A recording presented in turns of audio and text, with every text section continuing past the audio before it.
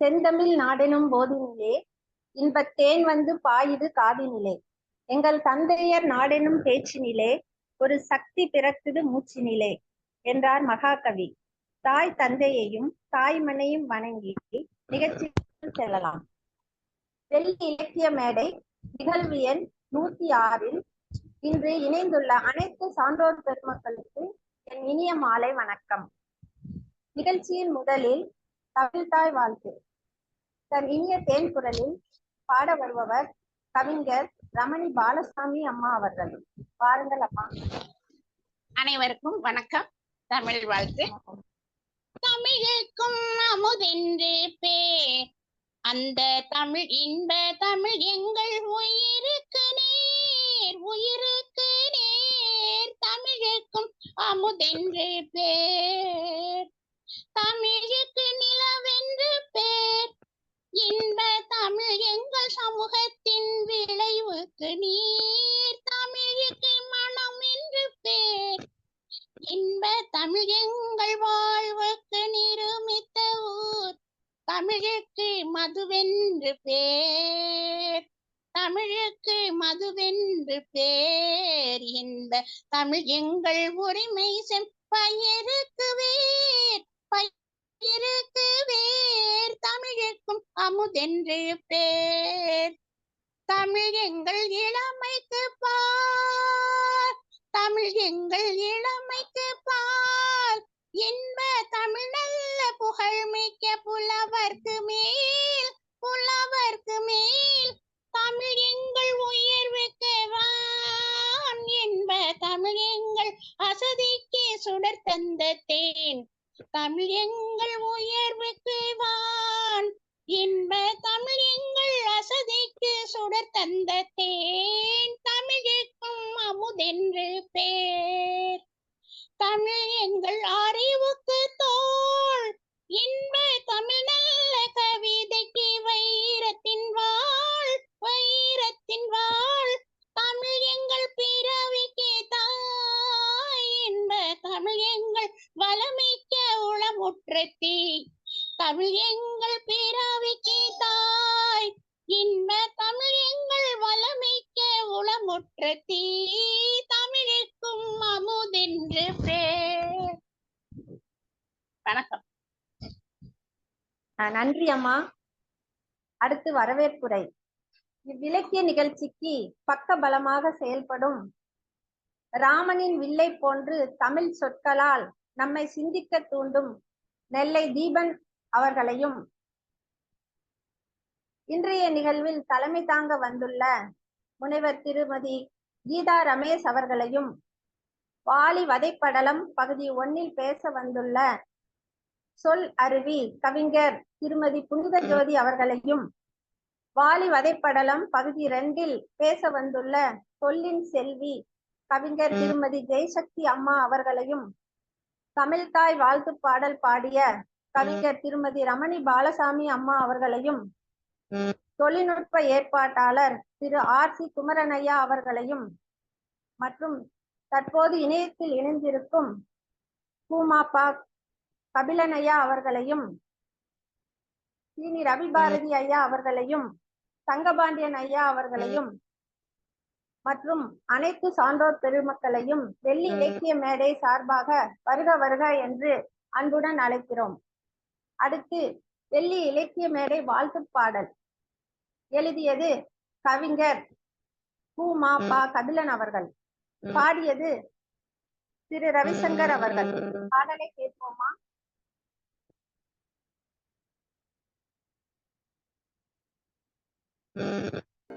வெள்ளி இலக்கிய மேடை வாழ்த்து பாடல். இந்த பாடலை எழுதியவர் எங்கள் அன்பு திரு பூமாப்பா கபிலன் அவர்கள். இந்த பாடலை பாடிக்கொண்டிருப்பது ஹைதராபாத்திலிருந்து ரவிசங்கர். வெள்ளிக்கிழமை மாலையிலே ஒன்று கூடுவோம், வெள்ளிக்கிழமை மாலையிலே ஒன்று கூடுவோம். வெள்ளி இலக்கிய மேடையிலே நின்று பாடுவோம், வெள்ளிக்கிழமை மாலையிலே ஒன்று கூடுவோம். வெள்ளி இலக்கிய மேடையிலே நின்று பாடுவோம். நல்ல தமிழ் இலக்கியத்தை நாமும் பாடுவோம். நல்ல தமிழ் இலக்கியத்தை நாமும் பாடுவோம். துள்ளி ஓடு புள்ளி மானாய் நாளும் ஆடுவோம். நல்ல தமிழ் இலக்கியத்தை நாமும் பாடுவோம். துள்ளி ஓடு புள்ளி மானாய் நாளும் ஆடுவோம். வெள்ளிக்கிழமை மாலையிலே ஒன்று கூடுவோம். வெள்ளி இலக்கிய மேடையிலே நின்று பாடுவோம். வள்ளுவனின் குறளமுதை விரும்பி சொல்லுவோம். தெள்ளு தமிழ் காப்பியத்தை திரும்பச் சொல்லுவோம். வள்ளுவனின் குறளமுதை விரும்பி சொல்லுவோம். தெள்ளு தமிழ் காப்பியத்தை திரும்பச் சொல்லுவோம். வெல்லும் தமிழை உலகின் காதில் கொண்டு செல்லுவோம். வெல்லும் தமிழை உலகின் காதில் கொண்டு செல்லுவோம். நல்ல தமிழ் வாடும் என உறக்க சொல்லுவோம். நல்ல தமிழ் வாடும் என உறக்க சொல்லுவோம். வெள்ளிக்கிழமை மாலையிலே ஒன்று கூடுவோம். வெள்ளி இலக்கிய மேடையிலே நின்று பாடுவோம். கம்பநாடன் சொல்லாடலை கேட்டு ரசிப்போம். கண்ணதாசன் பாடல்களின் தேனை சுவைப்போம். கம்பநாடன் சொல்லாடலை கேட்டு ரசிப்போம். கண்ணதாசன் பாடல்களின் தேனை சுவைப்போம். வெள்ளி மாலை தமிழ் அமுதை ஊடு கழிப்போம். வெள்ளி மாலை தமிழ் அமுதை ஊடு கழிப்போம். முல்லை மலர் தமிழ் கடலில் ஒத்து குளிப்போம். முல்லை மலர் தமிழ் கடலில் ஒத்து குளிப்போம். வெள்ளிக்கிழமை மாலையிலே ஒன்று கூடுவோம். வெள்ளி இலக்கிய மேடையிலே நின்று பாடுவோம். வெள்ளிக்கிழமை மாலையிலே ஒன்று கூடுவோம். வெள்ளி இலக்கிய மேடையிலே நின்று பாடுவோம்.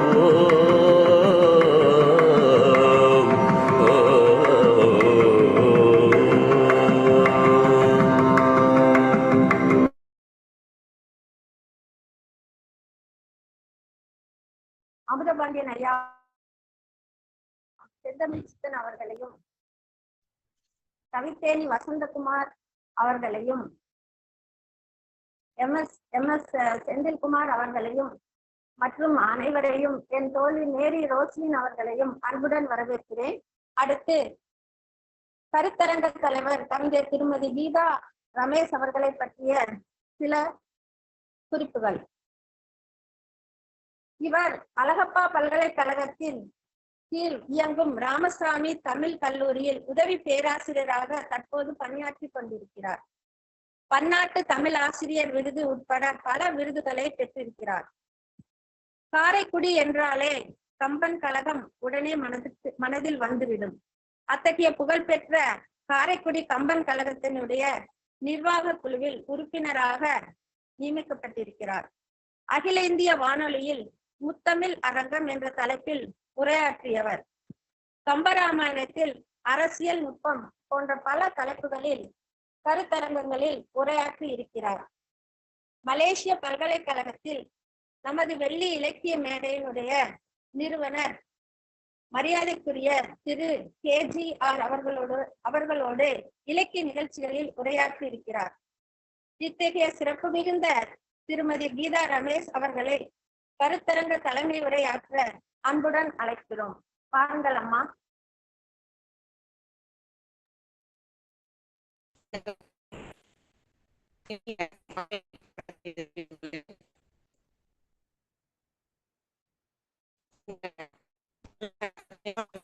அம்மா வீடியோ ஆஃப் பண்ணிக்கிடுங்கம்மா.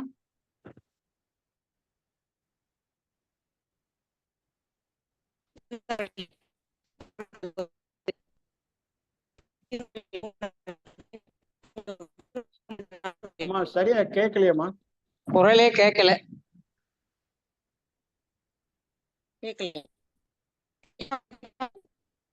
சரியா கேட்கலைங்களே, விட்டு விட்டு வருதுமா. விட்டு விட்டு வருதா? வீடியோவை ஆஃப் பண்ணிட்டு பேசி பாருங்க. ஐயா அப்ப கேக்குதா? இப்போ ஓரளவு கேட்குதுமா, பேசு. வீடியோ ஆஃப் பண்ணிட்டே பேசு.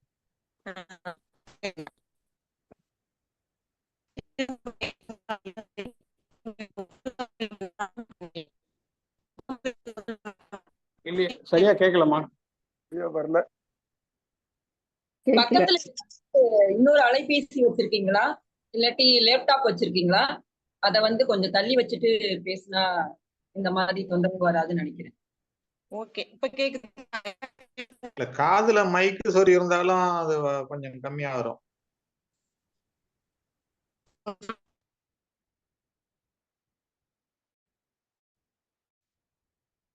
அம்மா 2 இன்ஸ்ட்ருமெண்ட்ல என்டர் பண்ணிருக்கீங்களா பாருங்க.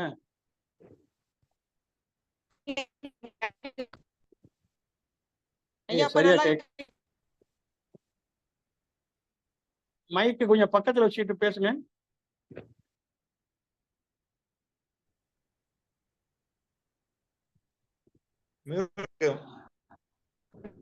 அம்மா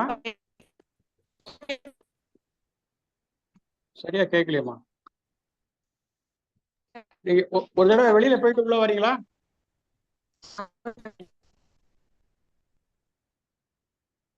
ஒரு தடவை லீவ் த மீட்டிங் போட்டுட்டு திரும்ப மறுபடியும் உள்ள வாங்க.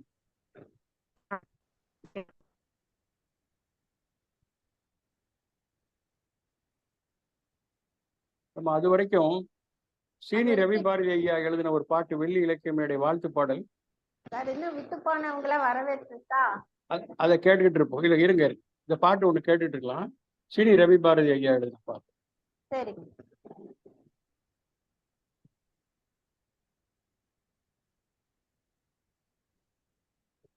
இந்த பாடலை எழுதியவர் எங்கள் அன்பு திரு கவிஞர் சீனி ரவி பாரதி அவர்கள். வெள்ளி இலக்கிய மேடைக்காக எழுதப்பட்ட இந்த ஒரு பாடல். வெள்ளிக்கிழமை தோறும் வெள்ளி முளைக்கிறது, உள்ள பூங்காவில் இலக்கியம் மலர்கிறது. வெள்ளிக்கிழமை தோறும் வெள்ளி முளைக்கிறது, உள்ள பூங்காவில் இலக்கியம் மலர்கிறது. இதய கூட்டுக்குள்ளே இனிமை சுரக்கிறது, எல்லையில்லா ஆனந்தத்தில் இதயம் பறக்கிறது. இதய கூட்டுக்குள்ளே இனிமை சுரக்கிறது, எல்லையில்லா ஆனந்தத்திலே இதயம் பறக்கிறது. வெற்றி கொடியை நாட்டிடலாம் வாருங்கள், வெள்ளி மேடையில் இலக்கியம் படைக்கலாம் வாருங்கள். வெள்ளிக்கிழமை தோறும் வெள்ளி முளைக்கிறது, உள்ள பூங்காவில் இலக்கியம் மலர்கிறது.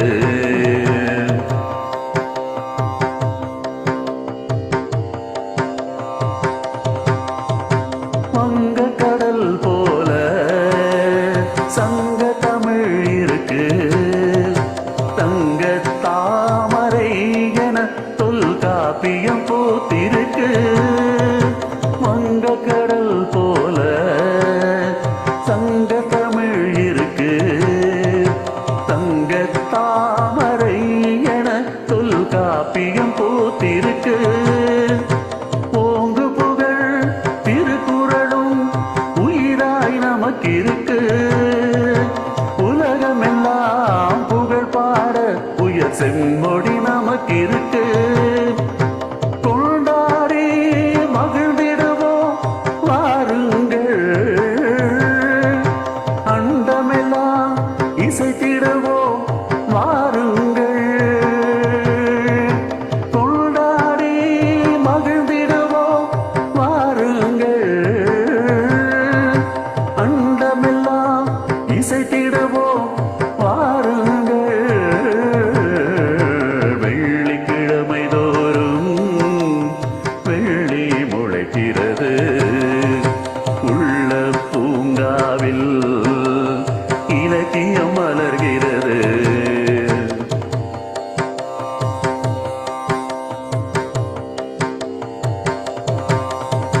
கண்ணகி சிலம்பெடுத்து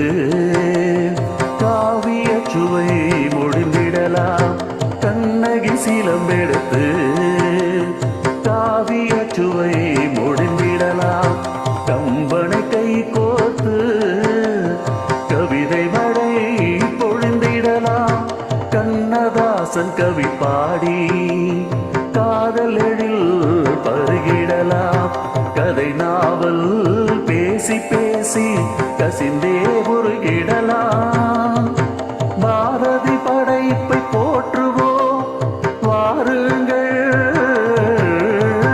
பாரதி படைப்பை போற்றுவோம் வாருங்கள் பாவேந்தர் கவி சாற்றுவோம் வாருங்கள் பாவேந்தர் கவி சாற்றுவோம் வாருங்கள் முந்த தமிழ் தேடி தேடி மகிழ்ந்திடுவோம் சிந்து கவி பாடி பாடி சிலிர்ந்திடுவோம் முந்த தமிழ் தேடி தேடி மகிழ்ந்திடுவோம் சிந்து கவி பாடி பாடி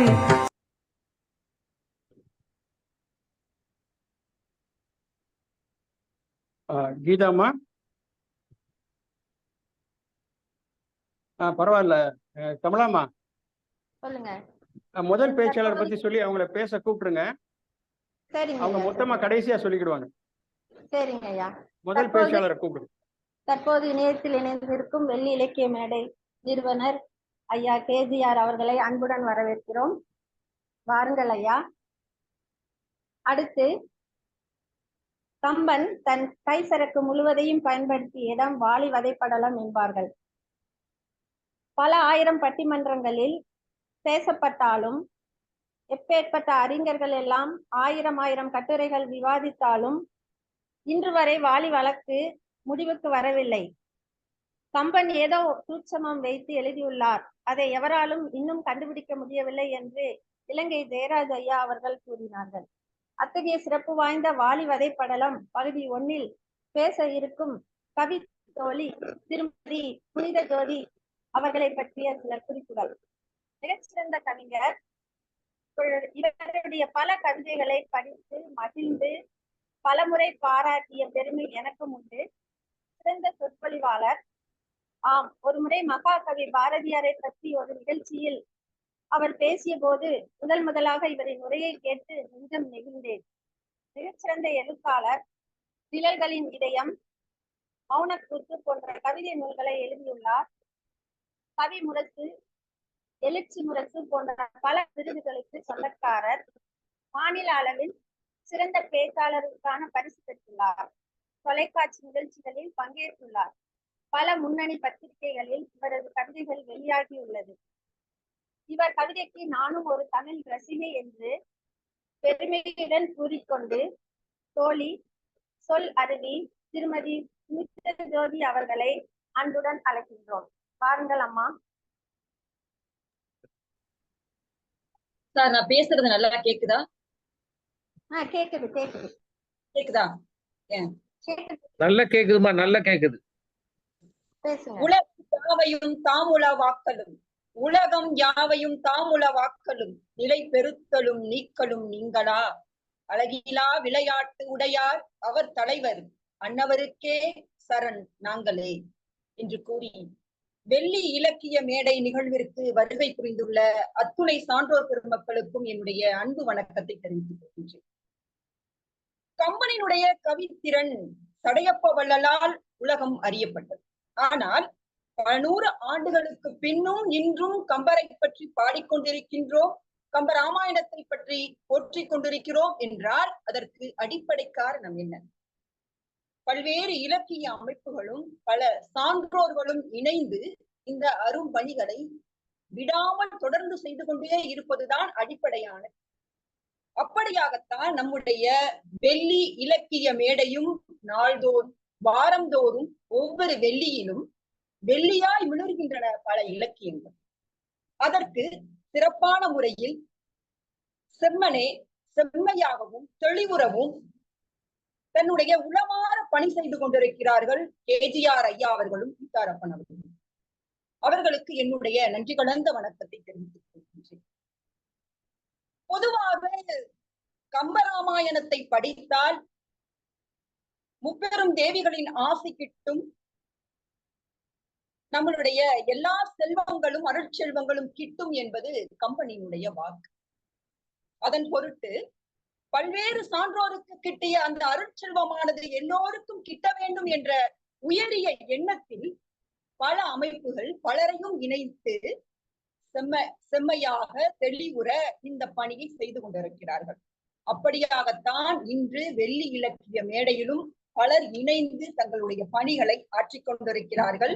அப்படி தமிழ்த்தாய் வாழ்த்து பாடிய கவிஞர் ரமணி பாலசாமி அம்மா அவர்கள், நெறியாளுகை சிறப்பாக செய்து கொண்டிருக்கும் என் தோழி முனைவர் கமலா நேரு அவர்கள், தொழில்நுட்ப உதவி செய்யும் திரு RC குமரன் அவர்கள், தலைமை உரை வழங்க இருக்கும் முனைவர் கீதா ரமேஷ் அவர்கள், ரவிசங்கர் அவர்கள், சிறப்புரை வழங்கவிருக்கும் எங்கள் அன்புக்குரிய அம்மா ஜெயசக்தி அவர்கள் என்று அனைவருக்கும் என்னுடைய அன்பு கலந்த வணக்கத்தை தெரிவித்துக் கொள்கின்றேன். இன்று எனக்கு வாழி வகை படலத்தினுடைய ஒரு பகுதியை தீபன் ஐயா மற்றும் கேஜிஆர் ஐயா அவர்கள் வழங்கியிருக்கார்கள். அவர்களுக்கு மீண்டும் ஒரு முறை நன்றி கலந்த வணக்கத்தை தெரிவித்துக் கொள்கின்றேன். தொடர்ந்து கம்பராமாயணத்தை பார்த்துக்கிட்டே வரும். கேக்குதா? நான் பேசுறது கேக்குதா? தெளிவா கேக்குது. பேசுங்க நல்லா கேக்குது. தொடர்ந்து கம்பராமாயணத்தை நாம் பார்த்து கொண்டிருக்கின்றோம். சபரியினுடைய கூற்றுப்படி லக்ஷ்மணனும் ராமனும் வாலியை தேடி சுக்கிரீவனை தேடி செல்கின்றார்கள். வாலி வர முடியாத இடத்தில் அவன் ஒளிந்திருக்கின்றான். இந்த மலைக்கு வந்தது வாலியோட உற்றார்களோ என்று நினைத்து அவன் வர மறுத்து அனுமனை அனுப்புகின்றான். அனுமன் மாறு வேடத்தில் வந்து அவர்களுடைய ராமனை தரிசிக்கின்றான். ராமனுடைய கதையெல்லாம் கேட்டு தெரிந்து கொள்கின்றான். அதன் பிறகு சுக்கிரீவனிடத்தில் அழைத்து செல்லப்படுகிறது. ராமனுடைய கதைகளை சுக்கிரீவனிடத்தில் பகிரப்படுகிறது. சுக்கிரீவனுடைய கதையை ராமன் கேட்டு அறிந்து கொள்கின்றான்.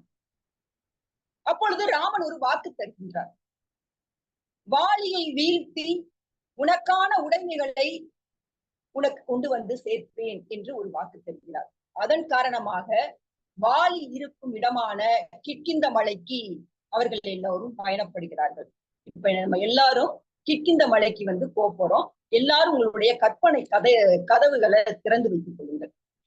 யார் யாரு போறாங்க அப்படின்னு பாத்தீங்கன்னா, ராமன், லக்ஷ்மணன், சுக்ரீவன், ஹனுமன், நலன், தாரன், நீலம், இவங்க எல்லாரும் வந்து கிட்கிந்த மலைக்கு போறாங்க.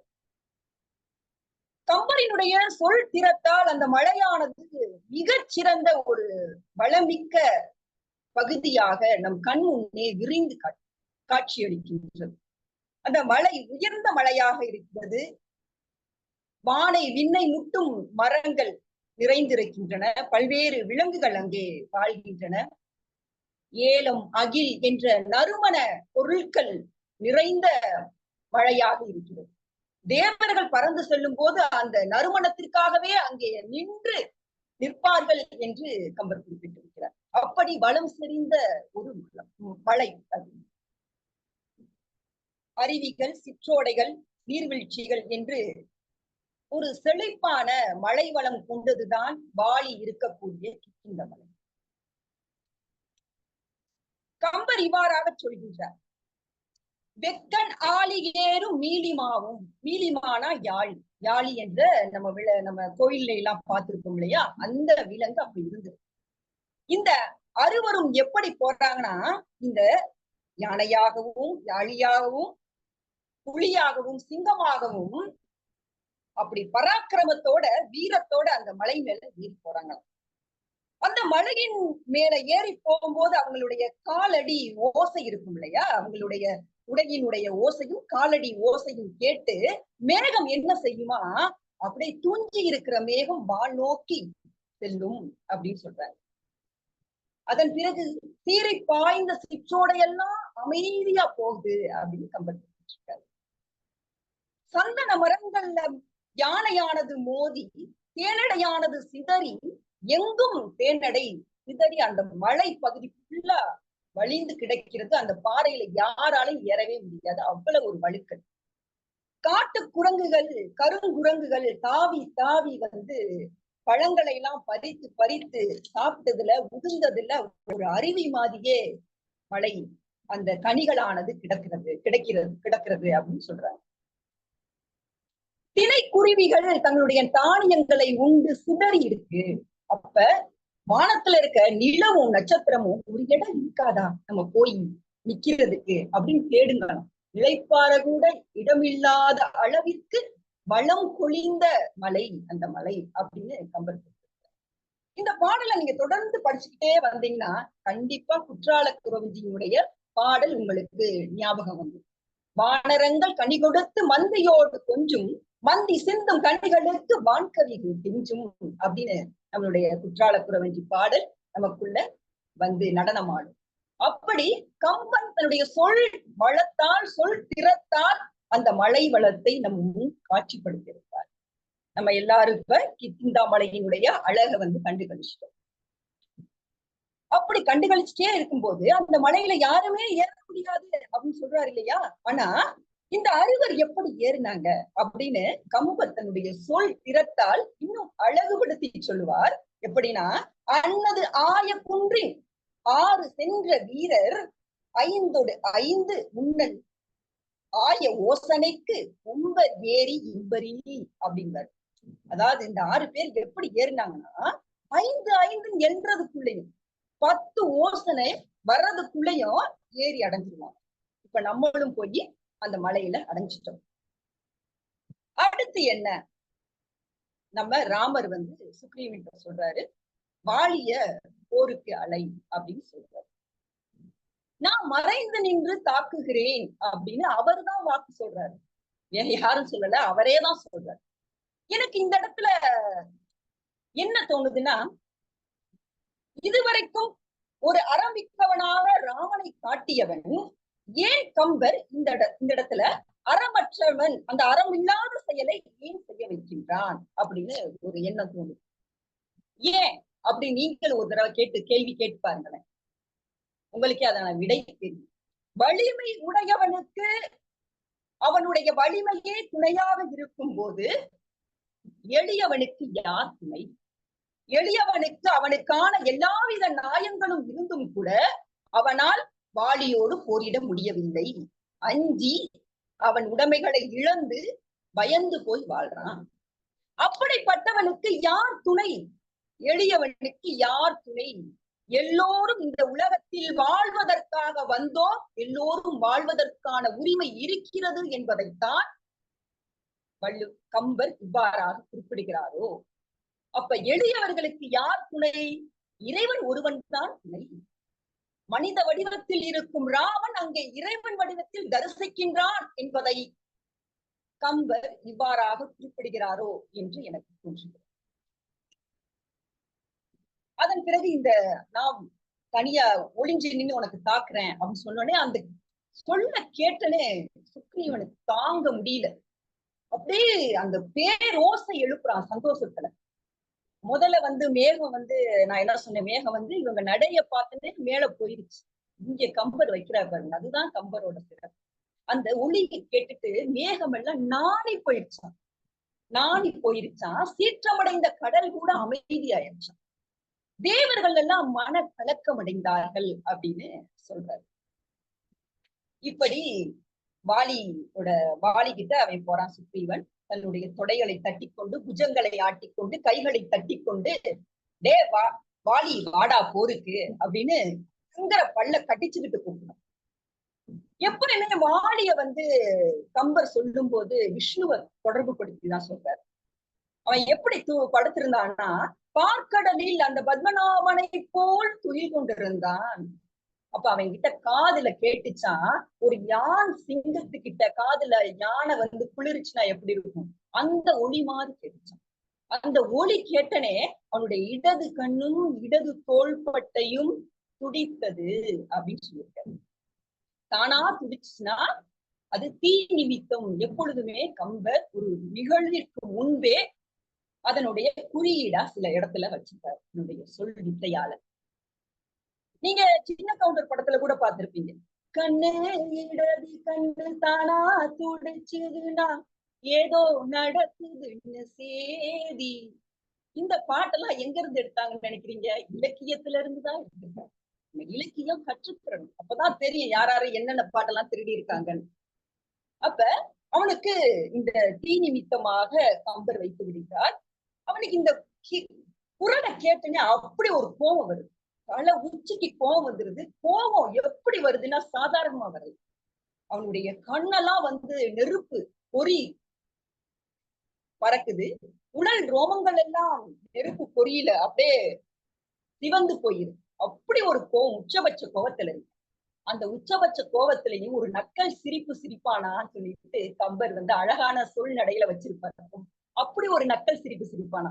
வடிவேல் அடி வாங்கிட்டு திரும்ப ஹீரோ கிட்ட வந்தார்னா ஹீரோ நினைப்பான்ல, டேய் நேத்தானடா உனக்கு அடி கொடுத்தேன் பத்தலையாடா இன்னும் வந்திருக்க. அது மாதிரி அவனுக்கு, டேய் உன்னை அடிச்சுதான் துரத்தி விட்டேன், இன்னும் உனக்கு பத்தலையா, திரும்ப வந்திருக்கியே அப்படின்ற ஒரு நக்கல் சிரிப்ப அந்த இடத்துல கம்பர் அழகா கையாண்டிருப்பார். அப்படி அவன் சிரிக்கிறான். சிரிச்சுட்டு அவன் எந்திரிச்சு நடக்கிறான். அப்ப எந்திரிச்சு நடக்கும்போது அந்த மலைகள் எல்லாம் பூமிக்கு அடியில அப்படியே போயிருக்கு. நடந்து வரும்போது திசை மாறுதான். மலைகள் எல்லாம் திசைகள் எல்லாம் எப்படி எங்கிட்டு போறது அப்படின்னு திசை திரும்பி போகுதான், விழிச்சு நிக்குதான். ஆளி பேரலை வந்த மாதிரி அப்படி உலகமே நடுங்குதான் அவனுடைய கோபத்துக்கு அப்படின்ட்டு கம்பத்தினுடைய சொற்களால அவன் அந்த கோபத்தினுடைய தன்மையை வர்ணிச்சிருப்பார். அந்த நேரத்துல தாரை நீ போக வேணாம் அப்படின்னு சொல்லி நேரடியா சொல்லியிருந்தா அவளும் மரம் செடி கொடி எப்படி பஸ்பமாச்சோ அவளும் ஆயிரும். ஆனா அவ பின்னாடி இருந்து சொல்லியிருக்கு. அவன் அவனுடைய பார்வைப்பட்டு அவளுடைய கூந்தலானது கருகி போகிறது அப்படின்னு ஒரு அமங்கல நிகழ்வு அங்க நடக்குதுன்றத இங்கேயும் ஒரு குறியீடா வச்சிருப்பான். ஆனா தாரை மேல அவனுக்கு மிகப்பெரிய காதல். எப்படி சொல்றேன் அப்படின்னா அதையும் கம்பர் தான் சொல்றாரு, வேற யாரும் சொல்லல. இவ்வளவு கோபம் இருக்கு. இவ்வளவு கோபம் இருந்தா எப்படி இருக்கும் எல்லாருக்கும்? பேச முடியுமா அடுத்து? ஆனா அவன் சொல்றான், மலையகத்து மயிலே அப்படின்னு கூப்பிடுறான். எவ்வளவு அழகான வார்த்தை பாத்தீங்களா? அவளை கூப்பிடும் போதெல்லாம் அப்படித்தான் கூப்பிடுவான். அமிழ்தனை ஒத்தவளே, வேகிடை தோழினாள். வேகிடை தோழினாள்னா பசிய மூங்கி தோள்களை கொண்டவளே அப்படின்னு கூப்பிடுவாரு. அவ்வளவு ஒரு அன்பு தாரையின் மேல். நீ ஏன் என்னைய போவேன் சொல்ற? அவனை ஒரு ஒண்ணுமில்லாம ஆக்கிட்டு வந்துருவேன் அப்படின்னு சொல்றான். அப்ப சொல்றா, கொற்றவனின் பெருங்குளவு தோல் வடித்து இட்டனன் உன்னை நாள் ஈடு உண்டு ஏகினன் அப்படின்னு சொல்றான். உன் தம்பி உன்னுடைய தோல் வலிமையை கண்டு ஓடி போனவன், ஆனா இப்ப வந்திருக்கானா ஏதோ தகுதியான உற்சவனோடு வந்திருக்கிறான், கொஞ்சம் கவனிக்க வேண்டும் நீ அப்படின்னு அவன் சொல்றான். பெண் எப்பொழுதுமே முன்னோசனையாக சொல்லக்கூடியவள். பெண் புத்தி பின் புத்தி என்பது கால மறி தப்பா சொல்றாங்க. அவ எதையுமே நடக்கக்கூடியதா முன்கூட்டியே சொல்லக்கூடிய அறிவு பெற்றவள் அவள். அவ சொல்றா, அப்ப இவன் அப்ப என்னுடைய வீரத்தை நீ குறைச்சு சொல்றியா அப்படின்னு வாலி கேட்கிறான். அப்ப வாலியினுடைய வீரத்தை பராக்கிரமத்தை அப்படியே அடுக்கி வைக்கிறாரு கம்பர்.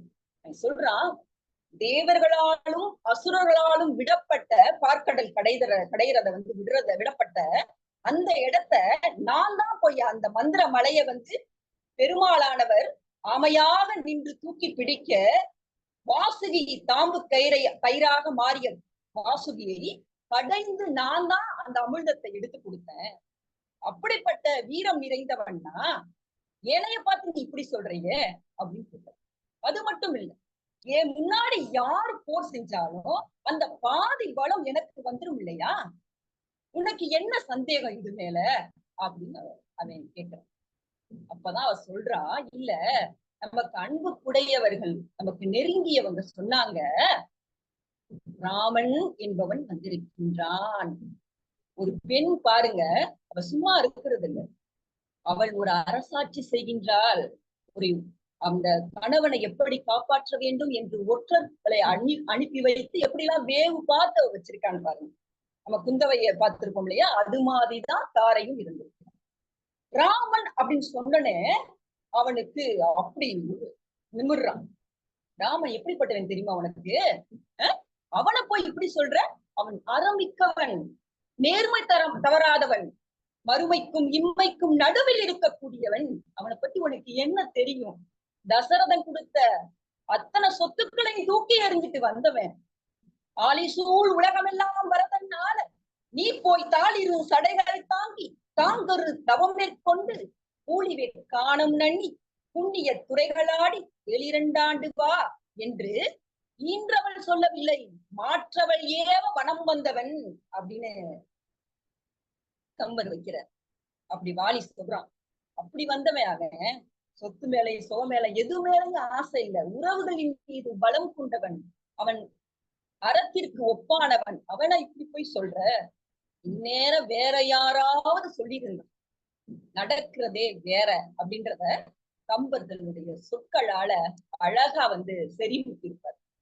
உழைத்தவள் இருவினைக்கு ஊறு காண்கிறார், அழைத்து அயல் உலகினுக்கு அறத்தின் ஆறுகிறாம், இழைத்தவருக்கு இயல்பு அழ இயம்பு என் செய்தாள், பிழைத்தனை பாவியுன் பெண்மையால் அப்படின்னு சொல்றான். நீ பெண்ணா போயிட்ட, அதனாலதான் நீ தப்பிச்ச அப்படின்னு சொல்றாரு. இந்த இடத்துல சொன்னப்ப ராமனை விட வாலி மிக உயர்வாக கம்பன் காட்டியிருக்கின்றான் என்பது நமக்கு எல்லாருக்குமே விளங்கும். அது மட்டும் இல்ல, நீ அவனை எப்படி நினைச்சிட்ட? அவன் தம்பிக்குனா எல்லாமா மாறி நிற்கக்கூடியது. தம்பியர் அல்லாத தனக்கு வேறு உயிர் இம்பரின் இளது என்று சொல்லக்கூடியது. அப்படி எனக்கும் தம்பிக்கும் சண்டை நடந்துட்டு இருக்கும் போது அவன் எப்படி என்ன தாக்குவான்? ஒண்ணு நடுநிலைமையா இருந்து எங்களுக்கான நல்வழியை காட்டுமா? அப்படிதான் அவன் செய்வானே தவிர என்னை எப்படி தாக்குவான்? எனக்கும் அவனுக்கும் என்ன பகை இருக்கிறது? குரங்கோட அவன் ஏன் நட்பு கொள்றான் அப்படின்னு அவன் கேட்கிறான். சொல்லிட்டு இரு, கொஞ்சம் பொறுமையா இரு, உன்னுடைய கண் இமை மூடி திறக்கும், அதாவது ஒரு நொடிக்குள்ள அவனை வீழ்த்திட்டு அவனோட வந்தவனையும் கருத்தளிய செய்து வந்து விடுகிறேன் அப்படின்னு சொல்றார். ஒரு நொடிக்குள்ள எல்லாத்தையும் முடிச்சுட்டு உன் கண்ணு முன்னாடி வந்துருவேன் அப்படின்னு தாரைக்கிட்ட சமாதானப்படுத்தி போருக்கு போறான். போருக்கு போய் நிக்கிறான் பாத்தீங்களா, அந்த ஸ்டைல கம்பர் அப்படி ஒரு அழகான சொல்லுல வர்ணிச்சிருப்பார். கிரி என்பது மலை. மலை முகட்டின் மீது யார் இருப்பார்? சூரியன். அந்த சூரியனை போல ஜொலித்தான் அந்த போர்ல அப்படி நின்னான். அதுக்கப்புறம் இரணியனை கொள்வதற்காக எப்படி தூண்ல இருந்து விலகி நரசிம்மர் வருவாரோ அதை போல இரு மலைகளுக்கு இடையே அவன் நின்றான் அப்படின்னு கம்பர் சொல்றார். இவனை பார்த்தனே ராமர் லக்ஷ்மணன் சொல்றாரு, நீ ஒரு வெள்ளி அலைய போல இவ்வளவு வெண்மையா இருக்காங்களே இவங்க 2 பேரும், சுக்ரீவனும் 2 பேரும் மொத்த உருவம் தானே, 2 பேருமே அவ்வளவு வெண்மையா இருக்காங்க. இவங்களை யாரோட நம்ம ஒப்பிடுறது? தேவர்களோடா, அரக்கர்களோட? இல்லையே இல்லை. அதை விட 5 பூதங்களை தன்னுள் அடக்கிய பராக்கிரமத்தை கொண்டவர்கள். அப்படி இருக்கான் வாலி அப்படின்னு சொல்றான். அப்ப இலக்குவன் சொல்றான், எனக்கு சுக்ரீவன் செய்யறது சுத்தமா பிடிக்கல. யாராவது உடன் பிறந்தவர்களை கொள்வதற்கு கூற்றுவனை அழைத்து வருவானா அப்படின்னு ஒரு நக்கல் பேச்சு அங்க வைக்கிறான். அச்சனே, எனக்கு இந்த உடன் பிறந்தவர்களை கொல்ல நினைப்பவன் அயலாருக்கு அவன் என்ன உதவி செய்யப்படும்? இது குரங்கு போர் அப்படின்னு சொல்றான். அதுக்கப்புறம் வாலி நம்ம ராமர் சொல்லுவார் லக்ஷ்மணன், அழகான விழிச்சொல். அந்த விழிச்சொல் என்னை கூட நான் அந்த பாட்டை திரும்ப திரும்ப படிக்கும்போது அந்த ஒரு வார்த்தையை மட்டும் யாராவது சொல்ல மாட்டாங்களா நம்மளையும் கூப்பிட்டு? அப்படி ஒரு இனிமையான சொல் அத்தா அப்படின்னு. அத்தா எவ்வளவு அழகான சொல் பாரு, எவ்வளவு குழைவான சொல், எவ்வளவு அன்பான சொல். அத்தா அப்படின்னு தம்பிய கூப்பிடுறார். அத்தா இதுகே என ஆரியன் கூறுவான், இப்பித்து ஆய விலங்கின் ஒருங்கினை பேசலாகுமோ? எத்தாயார் வயிற்றினும் பின் பிறந்தார்கள் எல்லாம் ஒத்தால் பரதன் பெரிது உத்தமனாவது உண்டு. நீ போய் குரங்குக்கும் விலங்குக்கும் ஒண்ணு பேசுறையே, விலங்கோட உணர்வு வேற, மனிதனுடைய உணர்வு வேற. அவங்களோட நீ தொடர்பு படுத்தி பேசாத. தமையனுடைய பேச்சை கேட்டு நடக்கக்கூடிய பரதனை போல யார் இருப்பார் அப்படின்னு அனுப்புல லக்குவனுக்கு ஒரு பொட்டு கம்பர் மூலமா வைக்கிறது. அப்படி சொல்றாரு ராமர். சொல்றாரு, குற்றமின்றி குணமுடையவர்கள் யாருமே இருக்க முடியாது. நம்ம நண்பனா ஏத்துக்கிட்டோம், அவங்கிட்ட இருக்க நல்ல விஷயத்தை தான் நம்ம பார்க்கணும் அப்படின்னு சொல்றாரு. இதைத்தான் நம்ம திருவள்ளுவர் சொல்வாரு, குணம் நாடி குற்றமும் நாடி அவற்றுள் மிகை நாடி மிக்க சொல்லல் அப்படின்னு வள்ளுவர் சொல்றாரு. இவங்க 2 பேரும் பேசிக்கிட்டே இருப்பாங்க. அங்கதான் போருக்கு தயாராயிட்டாங்களே வாலியும் நம்மளுடைய சுக்ரீவனும். அவங்க 2 பேரும் எப்படி போர் பண்றாங்கன்னு சொல்றத மிக நுட்பமா வர்ணிச்சிருப்பார். 2 மலைகள் மோதுனா எப்படி நடக்குமோ போர், 2 திசைகள் மோதினா எப்படி நடக்குமோ போர், 2 கடல்கள் மோதினால் எப்படி நடக்குமோ போர், அப்படி நிகழ்ந்தது அந்த போர். 2 பேரும் காலால உடைத்து, கையால புடைத்து, மார்பால மோதி, தலையால முட்டி, கடித்து, குருதி சிந்திர மாதிரி அப்படி ஒரு போர் நடத்துறாங்க. இதை என்ன சொல்றான்னா, வன்றோட் குயவன் அப்படின்னா, குயவன் பானை செய்வாய சக்கரம் சொல்லுவாங்க இல்லையா, அந்த சக்கரம் மாதிரி 2 பேரும் அந்த தோள்களை பிடித்து அப்படி ஒரு மல்யுத்த மாதிரி சுழன்று சுழன்று சண்டை போட்டாங்க அப்படின்னு சொல்லப்படுது. இந்த வாளை அடிக்க அடிக்க சுக்ரீவனால தாங்கிக்கிறவே முடியல. வேகமா தப்பிச்சு ஒளிஞ்சிருக்கிற ராமனை நோக்கி ஓடி வருகின்றான். ராமனை நோக்கி ஓடி வந்தனே கேட்கிறான், ஐயா நீதாயா என்னைய காப்பாத்துறேன்னு சொன்ன, இப்படி என்னைய கைவிட்டுட்டேயே அப்படின்னு சொல்லிட்டு அவன் கேட்கிறான். கேட்டனே ராமன் சொல்றாரு, நீங்க 2 பேருமே ஒத்த உருவமா இருக்கீங்க, என்னால அடையாளத்தை கண்டுபிடிக்கவே முடியல. இந்த கொடிமலரை எடுத்து நீ போட்டுக்கோ. கொடிமலர் அப்படின்றத கஜ புஷ்பி அப்படின்னு ஒரு மலர் பேர் சொல்றாங்க. அந்த மலரை நீ போட்டுக்கோ, நான் அடையாளம் கண்டுபிடிச்சிருவேன் அப்படின்னு அவன் போட்டுட்டு போய் வாலிய பயங்கரமா தாக்குறான். வாலிக்கு உச்சபட்ச கோவமே வந்துட்டு அவன் கைகளால் அவனுடைய உயிர்த்தளத்தை உடைத்தான் அப்படின்னு போடுறாரு. உயிர்த்தளத்தை உடைத்து அவனுடைய ஒரு பகுதி இடுப்ப ஒரு கையாலையும் தலைய ஒரு கையாலையும் பிடித்து மேல அவனை தூக்கி உடைக்கிறன்ற மாதிரி தூக்குறாரு. அப்ப நம்மளுடைய ராமரிடத்தில் இருந்து ராமபானம் புறப்பட்டது. எப்படி புறப்பட்டுச்சான்? காரும் வார்சுவை கதலியின் கனியினை கழிய சேரும் ஊசியில் சென்றது நின்றது என்ன செப்ப என் செப்ப அப்படின்னு சொல்றாரு. ஒரு வாழைப்பழத்துல ஊசி ஏறுற மாதிரி வாளியினுடைய மார்பை துளைத்து நின்றது. எப்பவுமே ராமபானத்தினுடைய இது என்ன தெரியுமா, எங்கேயுமே துளைச்சிச்சுன்னா நேர வெளியில போய் கடல்ல சுத்தப்படுத்திட்டு மீண்டும் அம்பாரத்துக்கு சேர்றதுதான் ராமபானம். ஆனா இங்கே நின்றது அப்படின்னு நம்ம கம்பரையா வச்சிருக்க. ஏன்? அறமற்ற செயல் அப்படின்னு அவரே குறிப்பால உணர்கிறார். சரி, ஆனா இன்னொரு இடத்துலயும் வச்சிருக்காரு. அந்த ஏன் நின்னுச்சு? அவனுடைய வாளியினுடைய கையாலையும் வாளாலையும் இறுக்கி பிடிச்சு நிப்பாட்டி இருக்கான். அவ்வளவு வலிமை மிக்கவன் அவன் அப்படின்னு சொல்றாரு. யாரா இந்த அற்ப காரியத்தை செஞ்சா அப்படின்னு சுத்தி நிறுத்தி பாக்குறான். ஒரு நேரம் தேவர்களா இருப்பாங்களோ, இல்ல அரக்கர்களா இருப்பாங்களோ, இல்ல இவங்களா இருக்க மாட்டாங்க. இந்த வில்லினுடைய தன்மையை பாத்தீங்கன்னா முப்பெரும் மூர்த்திகளில் யாரோ ஒருவர் தான் இங்க செஞ்சிருக்கணும். அவ்வளவு ஒரு சக்தி வாய்ந்த வில்லாக இருக்கிறது. அவன் அந்த வில்ல உருவ பாக்குறான், வரவே மாட்டேன். அதுக்காண்டி அந்த வில்ல பத்தி நினைக்கிறான். ஒரு நேரம் வேலவன் இருந்து வந்த வேல்படையா இருக்குமோ, இல்ல சிவன் இருந்து வந்த சூலாயுதமாக இருக்குமோ, இல்ல இந்திரன் இருந்து வந்த வஜ்ராயுதமாக இருக்குமோ, விஷ்ணுவிடம் வந்த சக்கரமா இருக்குமோ, அப்படிலாம் அவன் கற்பனை பண்ணிக்கிட்டே இருக்கான். அதுக்குதான் கம்பர் வச்சிருப்பாரு, எய்தவன் எங்கோ இருக்க வில்லை நோவது ஏன் அப்படின்ற வார்த்தையை அவர் வச்சிருப்பாரு. அப்படி அந்த வில்ல பயங்கரமா கஷ்டப்பட்டு வெளியில இழுக்கிறான். இழுத்தனே அவனுடைய குருதி அப்படி கொப்பளிச்சு வெளியே வருது. அந்த மலையவே நீளமாக்கி அப்படி கொப்பளித்து வரும்போது அந்த குருதியினுடைய தன்மையை கண்டவுடனே சுக்ரீவனுக்கு தான் ஆடாவிட்டாலும் சதையாடும் சொல்லுவாங்க இல்லையா, அவனுக்கு கண்ணீர் மழுகி அழுகிறான். ஐயோ, நம்ம அண்ணனுக்கு இப்படி ஒரு இது நடந்துச்சே அப்படின்னு அழுகிறான். ஆனா அந்த வில்ல எடுத்துட்டு அந்த அந்த வில்லுல என்ன பேரு இருக்கு அப்படின்னு பாப்பான் பாருங்க. அப்ப கம்பர் எழுதியிருப்பாரு ஒரு பாட்டு. மும்மைசால் உலகுக்கு எல்லாம் மூல மந்திரத்தை முற்றும் தம்மையே தமக்கு நல்கும் தனி பெரும் பதத்தை தானே இம்மையே எழுமை நோய்க்கும் மருந்தினை தாமன் என்னும் செம்மைசேர் நாமம் தன்னை கண்களில் தெரிய கண்டான் அப்படின்னு சொல்வார். மூன்று உலகத்தில் போற்றக்கூடிய மூல மந்திரம், நாவால் செப்பினால் மனம் தூய்மையாகக்கூடிய மந்திரம், இன்மைக்கும் மறுமைக்கும் மருந்தாக இருக்கக்கூடிய மந்திரத்தை அவன் கண்களால் கண்டான் அப்படின்னு சொல்றார். அந்த ராம அப்படின்றத பார்த்த உடனே சூரிய குலத்தில் பிறந்தவன் ராமன். சூரியன் எப்பொழுதுமே தூய்மையாக இருக்கக்கூடியவன்.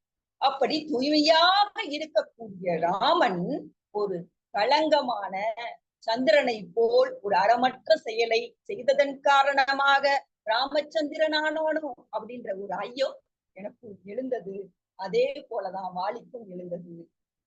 வாலி என்னென்னலாம் கேள்விகள் கேட்பான், அதற்கு ராமன் எப்படியெல்லாம் பதில் சொல்ல போகிறான் என்பதை நம்ம அடுத்து ஜெய்சக்தி அம்மா சொல்வாங்க.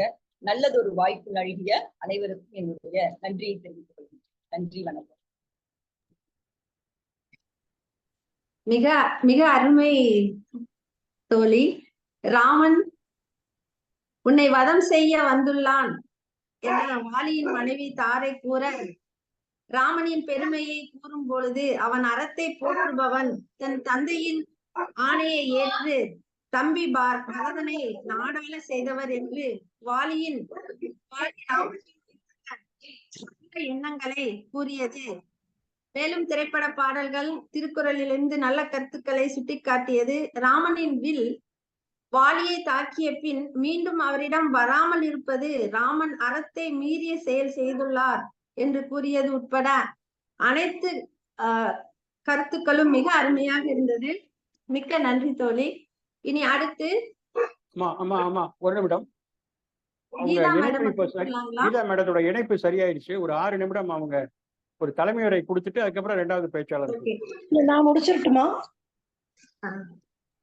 கருத்தரங்க தலைவர் கவிஞர் திருமதி கீதா ரமேஷ் அவர்களை அன்புடன் அழைக்கின்றோம். வாருங்கள் அம்மா.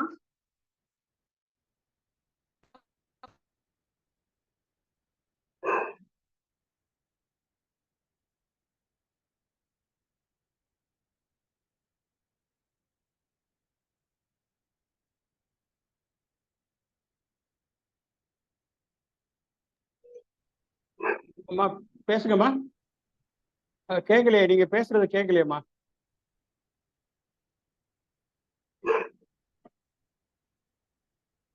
இல்லம்மா, சுத்தமா கேட்கலம்மா. நீங்க சொன்ன மாதிரி அவங்க கடைசியில தொகுத்து கொடுத்துட்டுமே. இருங்க, அதுக்கு தான் முயற்சி பண்ணிட்டு இருக்கேன். நீங்க அப்புறம் கடைசியா பேசுறீங்கம்மா. 2வது பேச்சாளரை கூப்பிடுங்கம்மா. சரிங்க.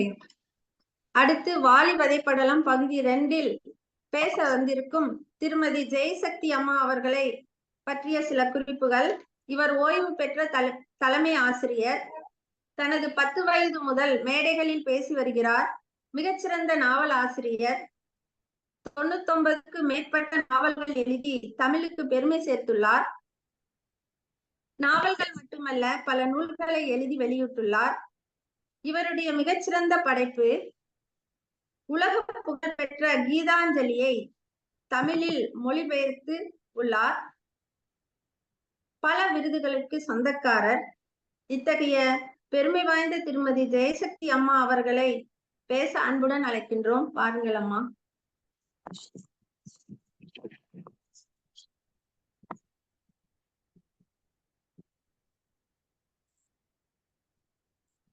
வெள்ளி இலக்கிய மேடையின் 100வது நிகழ்வு இப்பொழுது நிகழ்ந்து கொண்டிருக்கிறது.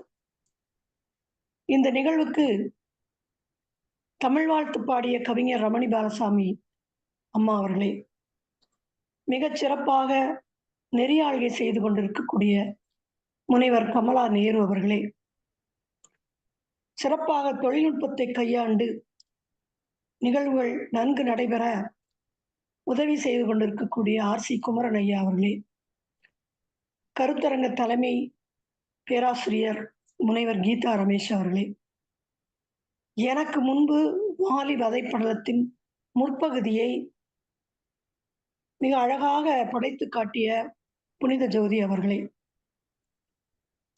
இந்த நிகழ்வை, இந்த அமைப்பை, இந்த தொடர் நிகழ்வை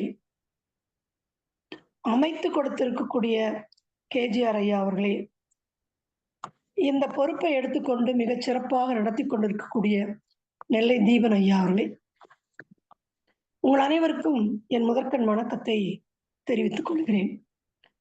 வாலி வதைப்படலம் இதனுடைய முற்பகுதியை, இது ஒரு பகுதி தான், நம்முடைய வசதிக்காக நெல்லை தீபன் அவர்கள் 2 பகுதிகளாக பிரித்து கொடுத்திருக்கிறார். முதல் 90 பாடல்களை நம்முடைய புனித ஜோதி அவர்கள் அவருடைய இந்த சொல்லருவி என்கிற பட்டத்தை போலவே அருவியாக பொழிந்து மிக உணர்ச்சிகரமாக அந்த காட்சிகளை எல்லாம் நமக்கு வடிவமைத்து காட்டி கொடுத்தார்கள். நாமும் நம் கவனத்தை அந்த பக்கம் இந்த பக்கம் திருப்பாமல் கேட்கிற அளவிற்கு அவருடைய உரை அமைந்திருந்தது. 2வது பகுதியை என்னை பேசுமாறு பணித்திருக்கிறார் திரு நெல்லை தீபன் அவர்கள். இப்போ ஒரு புத்தகம் இருக்கிறது என்று வைத்துக் கொள்ளுங்களேன். அந்த புத்தகத்தில் நம்ம வீட்டில் ஒரு புத்தகம் வச்சிருக்கிறோம், அது கம்பராமாயணமோ மகாபாரதம் எதுவாக இருந்தாலும் ஒரு குறிப்பிட்ட சில பகுதிகளை நாம் திரும்ப திரும்ப படிப்போம். அந்த பகுதிகள் பார்த்தீங்கன்னா கொஞ்சம் அங்கங்க கையாளப்பட்டதன் காரணமா கொஞ்சம் அழுக்கா இருக்கும். அது மாதிரி நீங்க ராமாயணத்தில் பார்த்தால் ஒரு 2-3 இடங்கள் இருக்கிறது. அப்படி ஒரு இடம்தான் இந்த வாலி வதை படலம். அதை பற்றி நிறைய பட்டிமன்றங்களில் நான் கோவையிலேயே பேசியிருக்கிறேன், கருத்தரங்கில் பேசியிருக்கிறேன். எப்பொழுதும் ஒரு 2-3 இடங்களை ஒப்பிட்டு அது பற்றி ஒரு பட்டிமன்றம் வைப்பார்கள், இல்லைன்னா கருத்தரங்கு வைப்பார்கள். அதில் ஒன்று இந்த வாலி வதை படலம், இன்னொன்று இந்த சீத்தை தீக்குளித்த படலம். இது 2மே ராமன் என்கிற ஒரு மகா உத்தமனுடைய வரலாற்றிலே கேள்விக்குறியாக இருக்கக்கூடிய 2 இடங்கள். இந்த வாலி வதை படலத்திலே ராமன் என்ன செய்கிறான்? மறைந்திருந்து அம்பை எய்துகிறான். அது வரைக்கும் நம்முடைய புனித ஜோதி அவர்கள் மிக அழகாக வடித்து கொடுத்தார்கள். பின்னால இருந்து மறைந்து நின்று கொள்கிறோம். இப்ப நம்ம கதை பகுதிக்கு வருவோம். அழகா சொன்னாங்க, அந்த அவன் எய்கிற அம்பு எப்படி இருக்குதுன்னா, வாழைப்பழத்துல ஊசி எத்தனை எப்படி லகுவா போகுமோ அது மாதிரி வாலியினுடைய இதயத்துக்குள்ள நுழைஞ்சு நிக்குது இன்னும் வெளியே வரல. பொதுவா ராமனுடைய அம்பு போகும், அந்த இலக்கை தாக்கும், திரும்பி வரும். இப்ப அது இல்ல, இப்படி நிக்குது. அப்ப என்ன செய்கிறான் வாலி? அந்த அம்பை மிகவும் கஷ்டப்பட்டு மிகவும் பிரயத்தனம் செய்து அதை எடுத்து பார்க்கிறான். அதுல செம்மை சேர் நாமம் தன்னை கண்களில் தெரிய கண்டான். யாரு? மும்மை சேர் உலகுக்கெல்லாம் நாயகன் ராமனுடைய பேர் அதுல பொறிச்சிருக்கு. அப்போ அவனால நம்பவே முடியல, ராமனா? ஏன்னா கொஞ்ச நேரத்துக்கு முன்னாடிதான் தன்னுடைய மனைவி கிட்ட சொல்லிட்டு வந்திருக்கான், யார பத்தி நீ பேசுற? ராமன் யார் தெரியுமா? தன்னுடைய தம்பிக்காக நாட்டையே விட்டு கொடுத்துட்டு வந்தவன், அவன் எங்க பிரச்சனைக்கு வருவானா என்ன அப்படின்னு கேள்வி கேட்டு வந்திருக்கிறான். அதனால அவனால் நம்பவே முடியவில்லை. அப்போ அவன் சொல்றான், அப்படியே ராமனும் வரான், அப்படியே சிரிக்கிறான், அவன் தலையை போட்டு புரட்டுறான். அவனுடைய உணர்ச்சி பெருக்கை அப்படி விதவிதமா காட்டுறான் வாலி. ஏன்னா அவனால் நம்ப முடியவில்லை. இல்லறம் துறந்த நம்பி எம்மனோர்க்காக தங்கள் வில்லறம் துறந்த வீரன்னா. ராமன் இல்லறத்தை தான் திறந்து விட்டு வந்தான்னு நம்ம நினைச்சோம். ஆனால் இப்படி செய்ததன் மூலமாக வில்லறத்தையும் திறந்துட்டானே என்று வருத்தப்படும் பொழுது அப்படி ராமன் எதிரில் நிற்கிறான். நிறைய பாடல்கள், அது எல்லாத்தையும் நம்ம சொல்ல முடியாது, ஒரு சில பாடல்களை மட்டும்தான் நம்ம இங்க எடுத்துக்கொள்ள முடியும். அப்ப கோபத்தோடு பார்க்கிறான் வாலி. ராமன் நிற்கிறான், அவனை கோபத்தோடு பார்க்கிறான். பார்த்துட்டு கேட்கிறான், வாய்மையும் மரபும் காத்து மண்ணுயிர் துறந்த வள்ளல் தூயவன் மைந்தனே நீ பரதன் முன் தோன்றினாயே. தீமைதான் பிறரை காத்து தான் செய்தால் தீங்காமோ, தாய்மையும் அன்றி நட்பும் தருமமும் தழுவி நின்றார். நீ எப்படிப்பட்ட ஆளுப்பா? தருமத்தையும் தாய்மையுடையவன் நீ. உன்னுடைய தம்பிமார்களை எல்லாம் ஒரு தாயை போல பாதுகாக்கிறவன், தர்மத்தை தழுவியவன். அப்படி இருக்கிறவன் யாருடைய மகன் நீ? வாய்மையும் இப்போ தசரதனை பற்றி குறிப்பிடும் பொழுது கம்மன் 2-3 இடங்கள்ல சொல்லுவான். தசரதனை சொல்லும் போதே வாய்மையும் மரபும் காத்து. ஏன்னா அந்த வரத்தை அவன் கொடுத்துட்றான். பிடிக்கலை என்றாலும் கையை கேட்ட வரத்தை கொடுக்கிறான். மரபை காப்பதற்காக தன்னுடைய உயிரையே கொடுத்து அந்த குற்றத்தை சரி செய்கிறான். அப்படிப்பட்டவன் மகனாப்பா நீ? நீ பரதனுக்கு முன் தோன்றினாயே அப்படின்னு கேட்க. நீ பாருங்க, கூட லக்ஷ்மணன் இருக்கிறான், லக்குவன் இருக்கிறான், அவனை சொல்லல. நீ பரதனுக்கு முன் தோன்றினாயேன்னு கேட்கிறான். எனக்கு என்னமோ இந்த கம்பனுக்கு இந்த பரதனை பிடிக்கும் போல தோணுது. ஏன்னா ஒரு இடத்துல ராமனுக்கு நிகரா சொல்லுவான். யார் சொல்லுவாங்க? கோசலை சொல்லுவான். அப்புறம் ஒரு இடத்துல 1000 ராமர் நின் கேளா வரும்பா.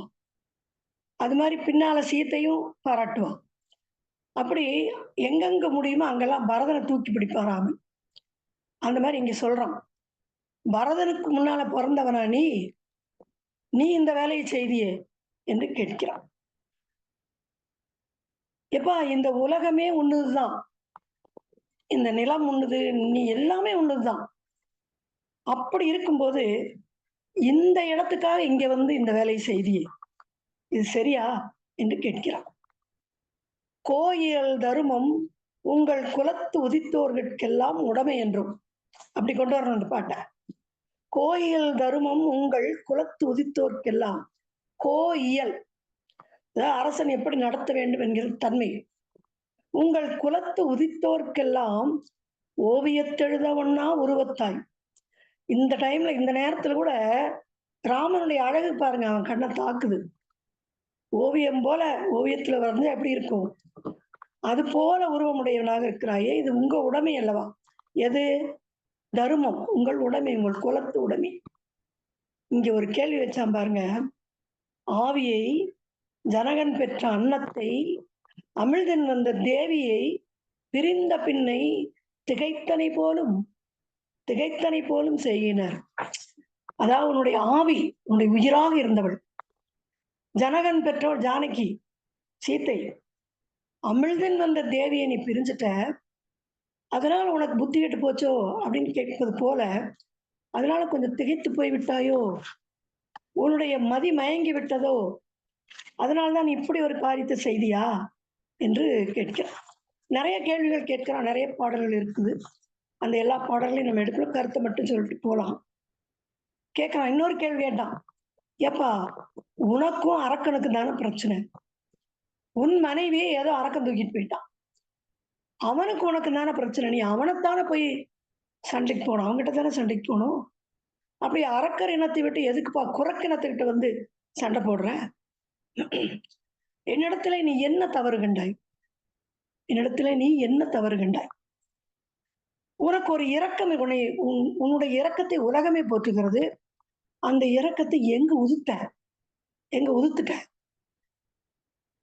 அது சரி, நான் ஒண்ணு கேட்கிறேன். வலியவர் மெலியவர் மேல் பாய்ந்து அவர்களை தாக்கி செய்தா அது புகழுக்குரிய காரியமா என்றெல்லாம் கேட்கிறான். நாட்டை அங்க ஒரு தம்பிக்கு கொடுத்த, இங்க காட்டுல என்னுடைய நாட்டை பிடுங்கி கொடுக்கிறாயே. இந்த இடத்துல இன்னொன்னு நான் ஞாபகப்படுத்துறேன் உங்களுக்கு. அது வாலிவதை படலத்துக்கு முன்னால வருவது. ராமனும் இலக்குவனும் 2 பேரும் இப்படி வந்துட்டு இருக்கிறாங்க. வரும் பொழுது இலக்குவன் சொல்றான், என்ன இப்படியெல்லாம் இருக்கிறாங்க? தம்பி மனைவியை ஒருத்தன் கவர்ந்துகிட்டு போவானா? தம்பியை கொல்லணும்னு நினைப்பானா? எப்படி தம்பியினுடைய மனைவியை கவர்ந்து கொண்டு போகிறான் அப்படின்னு கேட்கிறான். அப்ப ராமன் சொல்றான், அப்பா, இவங்கள விலங்குகள், மனிதர்கள் அல்ல, அவங்க விலங்குகள். அந்த விலங்குகளுக்கு நம்மை போன்ற ஒழுக்கம் கிடையாது. நம்முடைய நெறிகள் அவங்களுக்கு ஒத்து வராதுன்னு சொல்றான், ராமன் சொல்றான். இதை குறிச்சு வச்சுக்கோங்க, மறுபடியும் நம்ம அதை தொடர்படுத்திக் கொள்வோம். இங்க தொடர்ந்து கேட்கிறான், எப்பா, 2 பேர் சண்டை போடுகிறார்கள். அந்த சண்டை போடும்போது 2 பேரையும் சமமா பார்க்கணும். அப்படி இல்லாமல் நீ மறைந்திருந்து ஏன் அம்பு எய்தாய் என்று கேட்கிறார். வீரம் அன்று, இது வீரம் அல்லப்பா, விதி அன்று, மெய்மையின் வாரம் அன்று, உண்மையினுடைய பலனும் இல்லை. நின் மண்ணினுக்கு என் உடல் பாரம் அன்று, நின் மண்ணினுக்குன்னு சொல்லணும். இந்த உலகமே உண்ணுதுப்பா, அதுல என்னுடைய என் உடம்பு ஒரு பாரமா, நான் ஒரு பாரமாப்பா இந்த பூமிக்கு. பகை என்று, உனக்கு எனக்கு எந்த பகையும் இல்லை. பண்பு அழிந்து ஈரமின்றி இது என் செய்தாய் அறம். ஐயகோம்பம் இல்ல, அது மாதிரி அறம். எப்படிப்பா இப்படி நீ செஞ்ச? இது பண்பும் இல்லை, வீரமும் இல்லை என்று கேட்கிறான். அது மட்டும் இல்ல, பொதுவா என்ன சொல்லுவாங்க, சந்திரன்லதான் களங்கம் இருக்குன்னு சொல்லுவாங்க. ஆனா சூரியனுக்கு களங்கம் இருக்காது. நீ சூரிய குலத்துல பிறந்தவன், ஆனா உன் சூரிய குலத்துக்கே களங்கம் பண்ணிட்டியப்பா, இப்படி ஒரு வேலையை செஞ்சுட்டியே என்கிறான். அப்ப இப்ப ராமன் வந்து அதுக்கு மறுமொழி தர கேள்வி கேட்டான். இதுல சில கேள்வி நான் விட்டுட்டேன், ஒரு 4-5 கேள்விகள் தான் எடுத்து சொல்றேன். அப்ப அவன் சொல்றான், ராமன் மறுமொழி சொல்ல வேண்டிய கட்டாயத்திற்கு ஆளாகிறான். ராமன் மறுமொழி சொல்றான். எப்படி சொல்றான், அந்த கதையெல்லாம் சொல்றான்ப்பா. நீ மாயாவி கூட சண்டை போட்ட, குகைக்குள்ள போயிட்ட, பல ஆண்டுகள் நீ சண்டை செய்தாய். அப்ப அந்த ஊர்ல இருக்கக்கூடிய மக்கள் எல்லாம், பெரியவங்க எல்லாம் சேர்ந்து சுக்ரீவனுக்கு ஆட்சி கொடுத்தார்கள். அவன் வேண்டான்னு தான் சொன்னான். அவனுக்கு ஆட்சி, உன்னை வற்புறுத்தி அவனை ஆட்சியில் அமர்த்தினார்கள். சரி, நீ திரும்பி வந்த உடனே அவன் என்ன செய்தான், அவன் காலை பிடிச்சான். ஓடி வந்து மன்னிப்பு கோரினான். காலை பிடித்து, அண்ணா இந்த ஆட்சி நீ இறந்துட்டேன்னு எல்லாம் நினைச்சிட்டாங்க, நீ இப்ப வந்திருக்கிற, எனக்கு ரொம்ப மகிழ்ச்சி, இந்த ஆட்சியை நீ வச்சுக்கோ என்று கொடுத்தான். அவன் ஆட்சியை வச்சுக்கிறேன்னு சொல்லல. ஆனா நீ என்ன பண்ண, கோபம், உனக்கு கண்ணு மண் தெரியாத கோபம், துரத்தி அடிச்ச. அவன் எங்க விடாம துரத்தி அடிச்ச. அப்புறம் வேற வழி இல்லாமல் அவன் மதங்க முனிவர் வாலிக்கு ஒரு சாபம் கொடுத்திருக்கிறார். அதனால அந்த ரிஷிமுக பருவத்துக்கு மட்டும் அவன் வர முடியாது. நீ வர முடியாத இடமான அந்த ரிஷிமுக பருவத்துல போய் அவன் தங்கிட்டான். ஈரமாவதும் இற்பிறப்பாவதும், அவன் கேட்டான்ல ஈரமா வீரமானலாம், அது பதில். ஈரமாவதும் இற்பிறப்பாவதும் வீரமாவதும் கல்வியால் மெய்நெறி வாரமாவதும் மற்றும் ஒரு பெண் புனர் தாரமாவதை தாங்கும் தருக்கு மரோ என்று சொல்றான். நீ என்ன பண்ணிருக்க, அவன் சொன்ன மாதிரி சில ஈரம் இல்லாத செயல், வீரம் இல்லாத செயல், கல்வி கற்ற பயன் இல்லாத ஒரு செயல் நீ என்ன பண்ணிருக்க, உன்னுடைய தம்பியினுடைய மனைவி கவர்ந்துட்ட. நீ ஒரு அரசன், பிறன் மனைவியினுடைய கற்பை காக்க வேண்டியது உன்னுடைய கடமை. ஆனால் இந்த கடமையிலிருந்து தவறி நீ என்ன பண்ண, சுக்ரீவனுடைய மனைவியும் கவர்ந்துகிட்ட, அவளையும் உன்னுடைய தாரமாக ஆக்கி கொண்டாய் என்று இவனும் பதில் சொல்லுகிறான். அதனால எனக்கு வேற வழி இல்லை, உன்னை கொண்டத்து வரத வேற வழி இல்லை அப்படின்னு சொல்றான். அப்பதான் இந்த இடத்துலதான் வாலி சொல்றான். இப்ப கொஞ்ச நேரத்துக்கு முன்னாடி ராமன் சொன்னான் பாருங்க, அதை இங்க வாலி சொல்றான். அவன் சொல்றான், ஐயா, உங்கள் அருங்குல கற்பின் அப்பொய்யில் மங்கையருக்கு ஏய்ந்த புணர்ச்சி போல் செய்து எமை தேமார் மேலவர் எய்தியது ஆக இயற்றினர். இந்த கடைசியில என்ன முக்கியம், நான்முகன் உங்களை படைச்ச மாதிரி எங்களை படைக்கல, எங்கள் பெண்களுக்கு அந்த மாதிரி நியதி எல்லாம் இல்லை, எய்தியது ஆக இயல்திறன். அதாவது அப்பப்போ அந்த மாதிரிதான் அவங்களுடைய வாழ்க்கை. இப்படி ஒருத்தனோடவே இருக்கணும், முழுமையா இருக்கணும் அப்படின்னு இல்லப்பா, நீ தப்பா புரிஞ்சுட்டேன்னு சொல்றான். இந்த இடத்துல ராமனை முரண்படுகிறான் பாருங்க. இப்ப ஒரு பதில் சொல்லுவான். கொஞ்ச நேரத்துக்கு முன்னாடி என்ன சொன்னான், தம்பி கிட்ட அவரெல்லாம் விலங்குகள்ப்பா, அவர்களுக்கெல்லாம் இந்த நியதியெல்லாம் கிடையாதுன்னா. இப்ப பதில் சொல்லுவான் பாருங்க, என்னன்னு தெரியுமா சொல்லுவான், நீங்கள் தேவர்களுக்கு மக்கள், தேவர்களால் படைக்கப்பட்டவர்கள், அதனால நீங்க மனிதர்களுக்கு மேல, நீங்க விலங்குகளுடைய நெறி உங்களுக்கு பொருந்தாது. அது மட்டுமல்ல, எல்லா விலங்குகளையும் விலங்குன்னு எடுத்துக்க முடியாது, உங்களுக்கு விலங்குகளுக்கு மேற்பட்ட அறிவு இருக்குது. நான் 1-2 உதாரணம் சொல்றேன் கேளு. கஜேந்திரன்கிற ஒரு யானை அது முதலைகிட்ட மாட்டிடுது. எனக்கு ஒரு சந்தேகம், இதெல்லாம் கம்பனுடைய கதைன்னு நான் நினைக்கிறேன். முதலையிடம் மாட்டி விட்டது. அப்ப அது ஆதி மூலமே என்று அழைத்தது. மகாவிஷ்ணு வந்து காப்பாற்றினார்.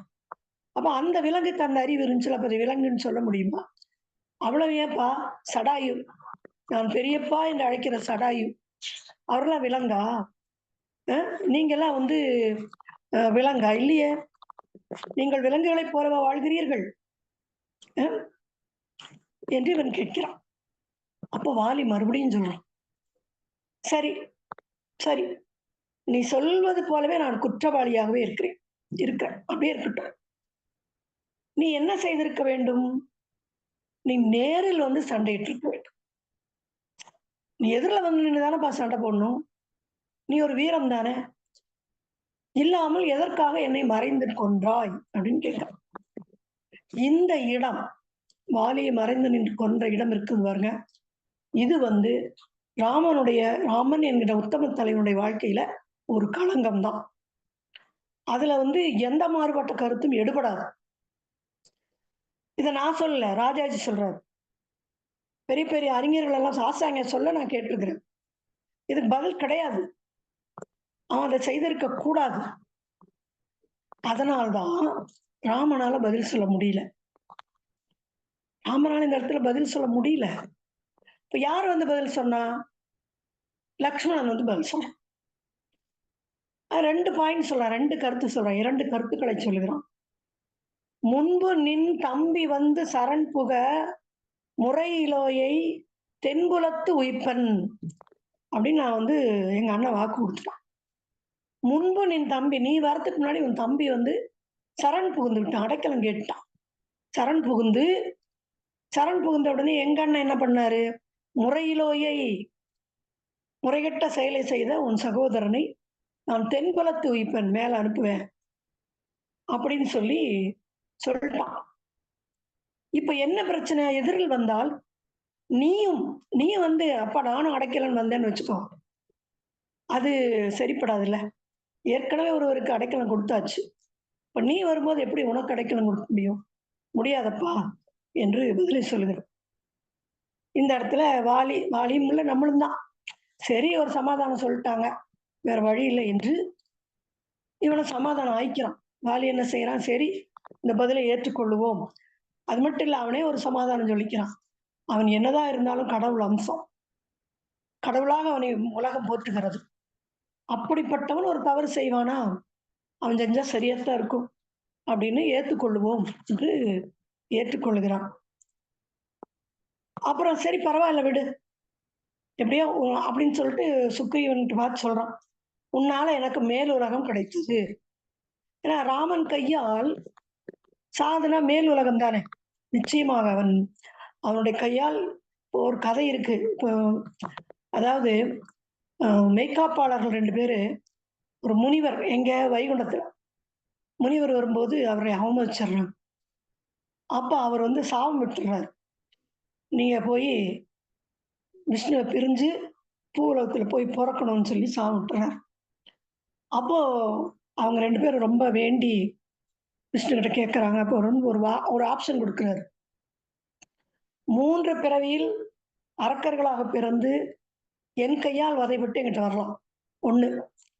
அப்படி இல்லைன்னா 7 பிறவி நல்லவர்களாக பிறந்து இருந்துட்டு வரலான்னு. அவங்க நாங்க 3 பிறவியே இருந்துட்டு வந்துடுறோம். அப்படி கேட்டாதான் வந்து இரண்யகசிபு, ராவணன் அப்படின்னு கதை சொல்லுவாங்க. 3 பேர் அப்படி அரக்கர்களா வந்து பிறந்தாங்க. அப்படி அது மாதிரி தீயவர்களுக்கும் அவனால் மரணம் நேருமானால் அவங்களுக்கு வந்து முக்தி அப்படின்னு கதை சொல்லுது. சரி, என் தம்பியினால அவன் இப்படி பண்ணதுனால எனக்கு உன் கையில சாகிற பேரு கிடைத்தது, எனக்கு இதுவும் கிடைத்தது அப்படின்னு சொல்லிட்டு அவன் ஒரு ஹையர் லெவலுக்கு போறான். வாலி இந்த இடத்துல ஒரு ஹையர் லெவலுக்கு போறான். அவன் தான் விட்டு கொடுக்குறான் ராமனுக்கு. சரிப்பா நீ செஞ்சுட்ட விடு, நீ கடவுள் அம்சங்கிறான், நீ ஏத்துக்கிறேன் என்று சொல்லிவிட்டு இந்த இடத்துல வந்து இதுவரையிலும் ஒருவேளை நான் இப்படி நினைக்கிறேன், ராமனுடைய அம்பு அவன் மார்பிள போய் குத்தினதுனால என்னவோ அங்க இருக்கிற தீ எண்ணம் எல்லாம் போயிருது. அப்ப அவன் என்ன செய்யறான், இவர்கிட்ட 2 வரம் கேட்கிறான். 2 3 வரம் கேட்கிறான். வரம்னு சொல்ல முடியாது, ஒரு வேண்டுகோள் வைக்கிறான். என்ன சொல்றான், அவனுக்கு இந்த சுக்ரீவ பயலை பத்தி தெரியும். இவன் என்னென்ன பண்ணுவான்னு தெரியும். எதிர்காலத்துல அப்படி நடக்குது. அப்படி வரும்போது இவன் பிரச்சனை வரக்கூடாதுன்னு இவனுக்காக வேண்டுகிறான். என்ன சொல்றான்னா, என் தம்பி இருக்கானே அவன் ஒரு மாதிரி. அவன் சில நேரத்துல அந்த மது அருந்தி விட்டு மயங்கிடுவான். மது போனானா அதுல அப்படியே மூழ்கிடுவான். அந்த மாதிரி ஒரு நேரத்துல மதுவில் மூழ்கி உனக்கு செய்ய வேண்டிய நன்மையை செய்யவில்லை என்றால் அந்த நேரத்தில் என் மீது கோவப்பட்ட மாதிரி அவன் மீது கோவப்பட்டு விட, காப்பாற்றி விடு அப்படின்னு சொல்றான். அதே போல இன்னொன்னு என்னன்னா, இப்ப என் தம்பி என்னுடைய சாவுக்கு காரணமா இருந்திருக்கான். எப்படி இருந்தாலும் இந்த உலகம் அவனை தூற்றும். 4 பேர் பெரியவங்க கேட்பாங்க, எப்பா இப்படி பண்ணிட்டியே, அண்ணனுக்கே எமனா அமைச்சிட்டியே என்று கேட்பார்கள். அப்படி வரும் பொழுது அந்த பழியிலிருந்து அவனை நீ காப்பாற்ற வேண்டும் அப்படின்னு கேட்கிறான். பாருங்க எப்படி ரெண்டு ரெண்டு ஹையர் லெவலுக்கு போயிடுறான் பாருங்க, அடுத்த லெவலுக்கு போயிடுறான். அப்புறம் அது மட்டும் இல்லை, அனுமனை பத்தி சொல்றான். அது ஒரு 2 3 பாட்டு போகுது. இவன் ரொம்ப அருமையான துணை, இவன் நல்ல சேவகம் செய்யக்கூடியவன்னு ஒரு 2 3 பாட்டுல சொல்றான். அப்புறம் சுக்ரீவனுக்கு அறிவுரை சொல்றான். என்னென்ன அறிவுரை சொல்றான், இது மாதிரி எப்படி எப்படி இருக்கணுமோ அப்படி இருந்துக்கோ. இவன் யாருன்னு நினைக்கிற, இப்ப என் மேல அம்பு போட்டானே, இவன் யாருன்னு நினைக்கிற, இவன் பரபிரம்மம். இந்த 3 பேரும் சேர்ந்தா அழிக்கும் சக்தி, ஆக்கும் சக்தி, பறப்பு சக்தி எல்லாம் 3 சேர்ந்தவனா இருக்கக்கூடிய இவனுடைய பரபிரம்மம். இவன் இந்த உலகமே இவனுடைய காலடியில் தான் இருக்கிறது. அதனால ராமனை நல்லா புடிச்சுக்கோ. ஒன்னு சொல்றேன் கேட்டுக்கோ, இவனால் கொல்லப்பட்டவர்களுக்கே முக்தி கிடைக்கும்னா இவனுக்கு கூட இருந்து ஏவல் செய்கிறவர்களுக்கு என்னெல்லாம் கிடைக்கும் நீ யோசிச்சுப்பார். அதை புரிஞ்சுட்டு ராமனுக்கு என்ன செய்யணுமோ செஞ்சு கொடு. உன் குரங்கு புத்தியெல்லாம் விட்டு ராமனுக்கு வேண்டிய சமயத்தில் என்ன வேணுமோ அதை செஞ்சு கொடு என்று சொல்கிறான். மன்னவர்க்கு அரசன் மைந்தன் மற்ற இவன் சுற்றத்தோடும் உன் அடைக்கலாம். ராமன் கிட்ட சொல்றான்.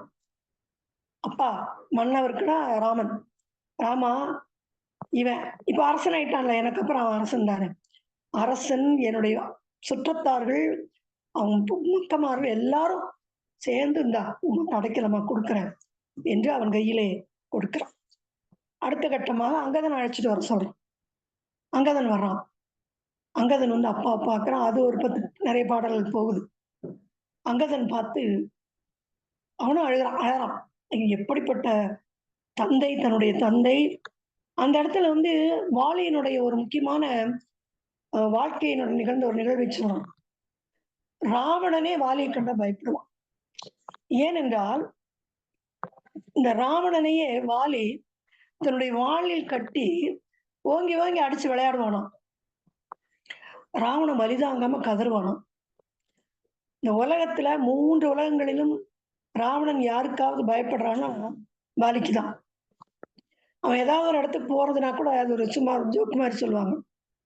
வாலி அந்த ஏரியால இருக்கிறானான்னு விசாரிச்சுதான் போவானாம்.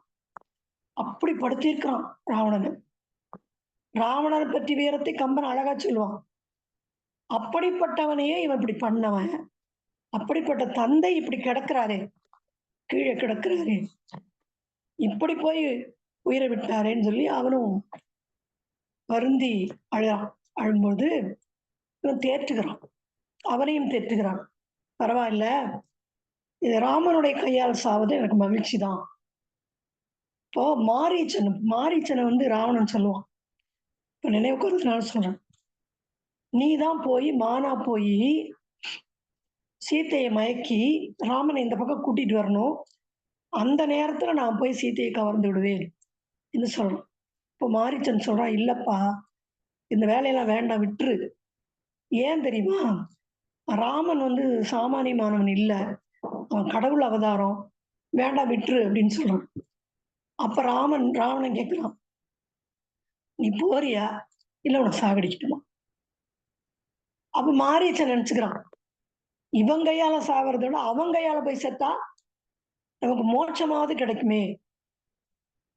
எப்படி ராவணன் கையால சாகிறத விட ராமன் கையால செத்தா மோட்சமாவது கிடைக்குமேட்டு போறான்.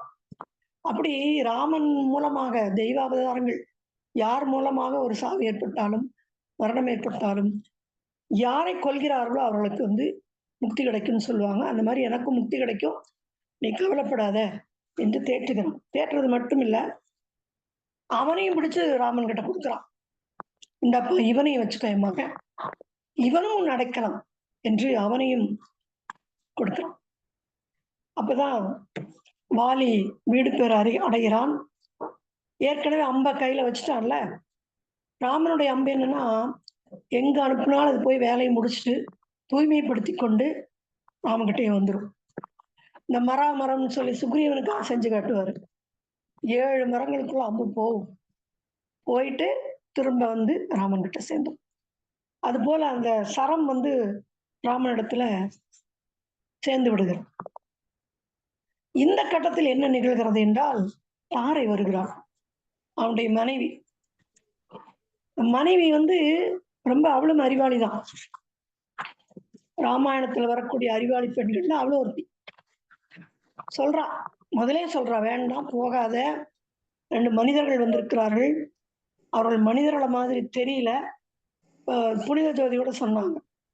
பாத்தீங்கன்னா அந்த காலத்துல அரசிகளும் தனியா உளவுப்படை வச்சிருப்பாங்க. அது போல இவனும் உளவுப்படை வச்சிருந்தா போல. அதன் மூலமாக அவள் விவரங்கள் சேகரித்து வைத்திருக்கிறாள். அப்படி சொல்றா, ராமன் லட்சுமணன் 2 பேர் வந்திருக்கிறாங்க, மனிதர்கள். ஆனா அவர்கள் ரொம்ப பராக்கிரமசாலிகள்ங்கிறாங்க, வீரர்கள்ங்கிறாங்க, வெறும் மனிதர்கள் மாதிரி தெரியல, கடவுள் அம்சம்னு சொல்றாங்கப்பா, நீ போகாத என்று சொல்கிறாள். ஆனா இவன் கேட்கல, வந்துட்டான். இப்ப உயிரை விட்டுட்டான். வரா, மேல விழுந்து அழுகிறாள். அவளுடைய புலம்பல் பாடல்களும் கொஞ்சம் வருது. ஆனா கடைசியா இந்த வாலி வதை படலத்தை முடிக்கும் போது கம்பனுக்கு ஆறவே இல்லை. என்னதான் ராமனா இருந்தாலும் இவன் போய் மறைஞ்சு நின்று கொள்ளக்கூடாதுல்ல, தவறுதானே என்கிற எண்ணத்தினால என்னவோ அந்த வாலி வதை படலத்தை முடிக்கும் போது கூட தாரையின் வாயிலாக அந்த குற்றஞ்சாட்டி தான் நிறுத்துறான். வாலி வதை படலத்தை முடிக்கிறான். என்னன்னு குற்றஞ்சாட்டுறா? அருமைந்து அற்றமகற்றும் வில்லியா ஒரு மைந்தர்க்கும் அடாத துண்ணினார். என்ன சொல்லுங்கப்பா, நான் ஒத்துக்க மாட்டேன்.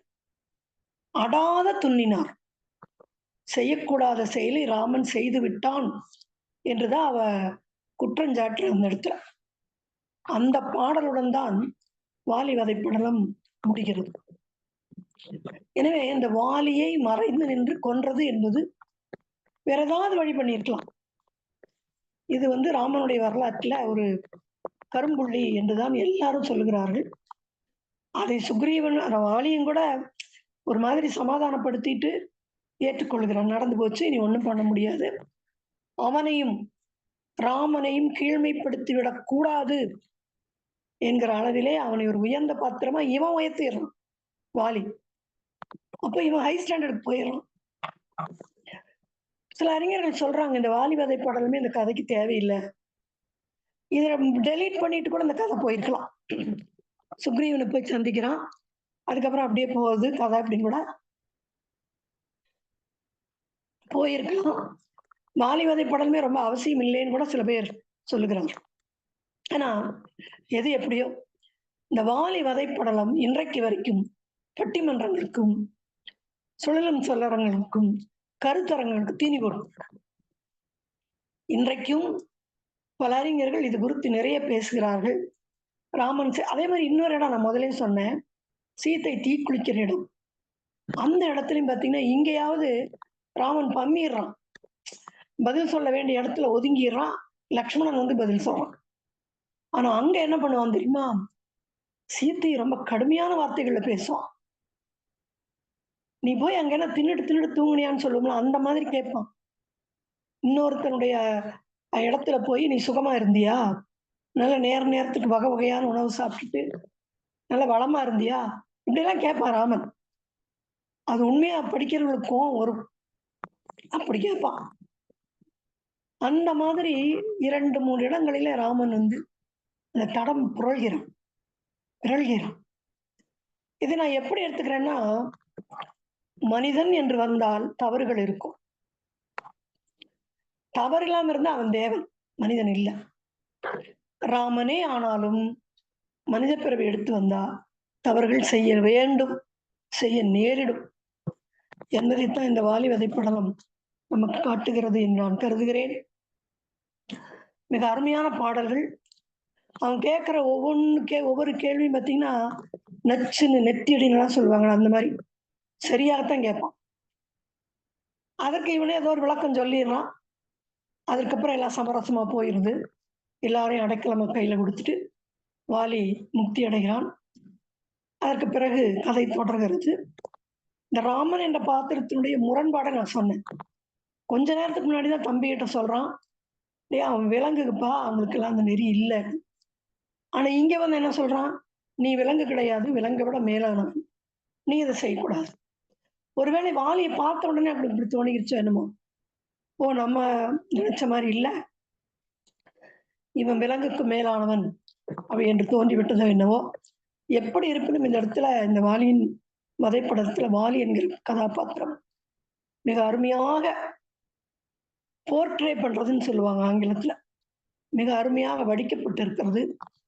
படிப்படியா அந்த பாத்திரம் செம்மையடைகிறது, தன்னை உயர்த்தி கொள்ளுகிறது. ராமனையும் உயர்த்திட்டு நான் போயிட்டு வரம்பா, நான் போய் விடுகிறான் என்கிற அளவிலே இந்த வாலி வதைப்படலம் ஒரு சுவாரஸ்யமான பகுதி, சிந்திக்க வைக்கக்கூடிய பகுதி. ராமனே ஆனாலும் நான் கேள்வி கேட்பேன் என்று அவன் கேட்கிறான், ராமனே ஆனாலும் நான் குற்றம் சாட்டுவேன் என்று தாரை குற்றம் சாட்டுகிறான். எனவே இந்த ஒரு பகுதி ஒரு கேள்விக்குறியான பகுதி. இது குறித்து பேசுவதற்கு எனக்கு வாய்ப்பளித்த வெள்ளி இலக்கிய மேடைக்கு நன்றி கூறி என்னுடைய உரையை நிறைவு செய்கிறேன். நன்றி, வணக்கம்.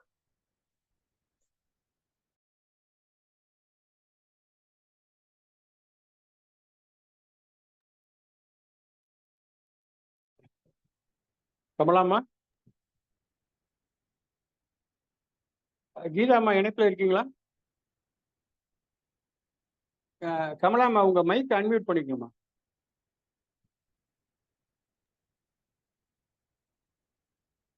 பேசலாங்களா? போய் சத்தமா பேச. இல்லறம் துறந்த நிலையில் இருக்கும் ராமன் வாலியை வதை செய்த செயல் இல்லறத்தையும் துறந்தது போல் ஆயிற்று என்றும், கம்பனுக்கு பரதன் மிகவும் பிடிக்கும் என்பதால் பல இடங்களில் ராமனை பரதனுடன் ஒப்பிட்டு கூறிய பாடல்களையும், ராமனுக்கும் வாலிக்கும் இடையே நடந்த உரையாடலை மிகுந்த கருத்து செறிவுடன் ராமனின் முரண்பாடான கருத்துக்களையும் கூறிய விதம் மிக அருமை. இடையிடையே பல கதைகளை கூறிய விதம் அழகாக இருந்தது. இறக்கும் தருவாயில் வாலி சுக்கிரவனுக்கு அறிவுரை கூறியது, ராமனின் சிறப்பை கூறியது, அனுமனின் சிறப்பை கூறியது, ராமனிடம் தம்பியை பற்றி கூறியது. அருமை அம்மா, மிக சிறந்த உரை, மிக்க நன்றி. அடுத்து கருத்தரங்க தலைமை திருமதி கீதா அவர்களை கருத்துரை வழங்க அழைக்கின்றோம்.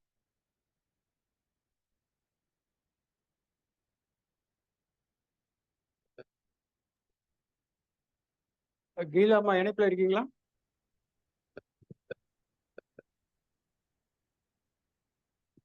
இல்லம்மா, கேட்கல, சுத்தமா கேட்கலாமா. அடுத்து கருத்தரங்க நிகழ்வில் அடுத்து கருத்துரை கூற வெள்ளி இலக்கிய மேடையின் நிறுவனர் KGR ஐயா அவர்களை அன்புடன் அழைக்கின்றோம்.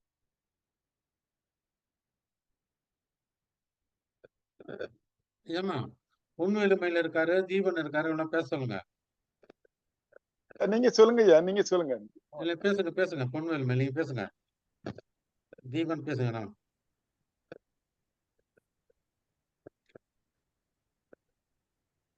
அனைவரையும் வணங்கி மகிழ்கிறேன். இரண்டு உரைகளுமே மிக சிறப்பான, கம்பன் எதையெல்லாம் சொல்ல வேண்டும் என்று நினைத்தானோ வாலி வதைப்படலத்திலே அதையெல்லாம் ஒன்று கூட விடுபடாமல் இருவருமே சிறப்பாக செய்திகளை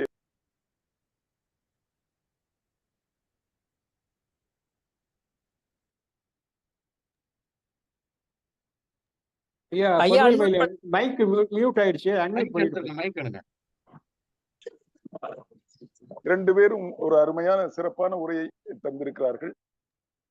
கம்பனிலிருந்து கம்பன் என்னவெல்லாம் சொல்ல, வான்மீகத்திலிருந்து கம்பன் இங்கே நிறைய வேறுபட்டு இருக்கிறார். வான்மீகத்திலே வாலி கேட்ட கேள்விகளுக்கும் இங்கே கேட்ட கேள்விகளுக்கும் நிறைய வித்தியாசம் இருக்கிறது. ஏன் அப்படி என்றால் கம்பன் அதையெல்லாம் சிந்தித்து பார்க்கிறார். பின்னாலே நாம் இப்படி எளிமையாக நீ ஒரு விலங்கு, அதனால் நான் ஒரு அரசன், உன்னை கொன்று விட்டேன் என்று சொல்வது பின்னாலே இது பலவிதமான கருத்து வேறுபாடுகளுக்கு வரும் என்று நினைத்தானோ என்னவோ. ஒரு ராமன் மீது எத்தனை அளவிலெல்லாம் குற்றம் சுமத்த முடியுமோ அத்தனை குற்றங்களையும் வாலியினுடைய அந்த கேள்வியால் அவன் முன்வைத்து தான் மறைகிறான். அப்படி அந்த இடங்களில் அது சொல்லும் பொழுது, ஹலோ,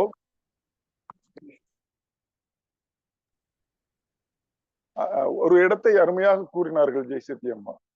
அற்றம் அருமைந்து அற்றம் அகற்றிய வில்லியார் ஒருமைந்தருக்கும் அடாதது உண்ணினார் அப்படின்னு சொல்லிட்டு அந்த தாரை ஒரு வார்த்தை சொல்லுவா பாருங்க. கருமம் பற்றிய தக்கவர்க்கெல்லாம் கருமம் கட்டளை என்றல் கட்டதோ. ஒருவனுடைய அறமுடையவனா தர்மம் உடையவனா என்பது எதை வைத்து பார்க்க வேண்டும் என்றால் அவனுடைய செயல்பாடுகள் தான் அவனுடைய அறமுடையவன், அவன் சான்றாண்மை உடையவன் என்பதை நிரூபிக்கும். ஆனால் அப்படிப்பட்ட ஒரு வழி வழியாக இதுவரை பேசப்பட்டு வந்த அந்த ஒரு அந்த சொல்லுக்கு இங்கே இழிவு வந்து விட்டதோ என்று அவள் சொல்லுவதும் ஒரு அருமையான இடம். அடுத்தது போல தம்பி மனைவியை வைத்துக்கொண்டு நீ மீது விருப்பப்பட்டா என்ற கேள்விக்கு வாலி ஒரு பதில் சொன்னான். அருமையான பதில சொன்னான். எங்ககிட்ட அந்த மாதிரி வழக்கங்கள்லாம் இல்லையா, எங்களுடைய ஒழுக்கத்துல அப்படிலாம் ஒருத்தனுடைய மனைவி என்றெல்லாம் உணர்ச்சிகளின் வழியில் நாங்கள் இயங்கிக் கொண்டிருக்கிறோம் என்று சொன்னார். இந்த கேள்விக்கு கூட என்ன ராமன் இது உண்மையா இல்லையா என்று தெரியாது. ஏன்னா அவனுக்கு வாலிக்கு ராமனை பற்றி அத்தனையும் உணர்ந்திருக்கிறானே ஒழிய ராமனுக்கு வாலியை பற்றி எதுவுமே தெரியாது. அனுமன் சொன்னதை வைத்துக் கொண்டுதான் இவன் ராமன் செயல்பட்டான் என்பதை தான் இதுக்கு முன்னாலே உள்ள பகுதிகளை எல்லாம் பார்த்தோம்.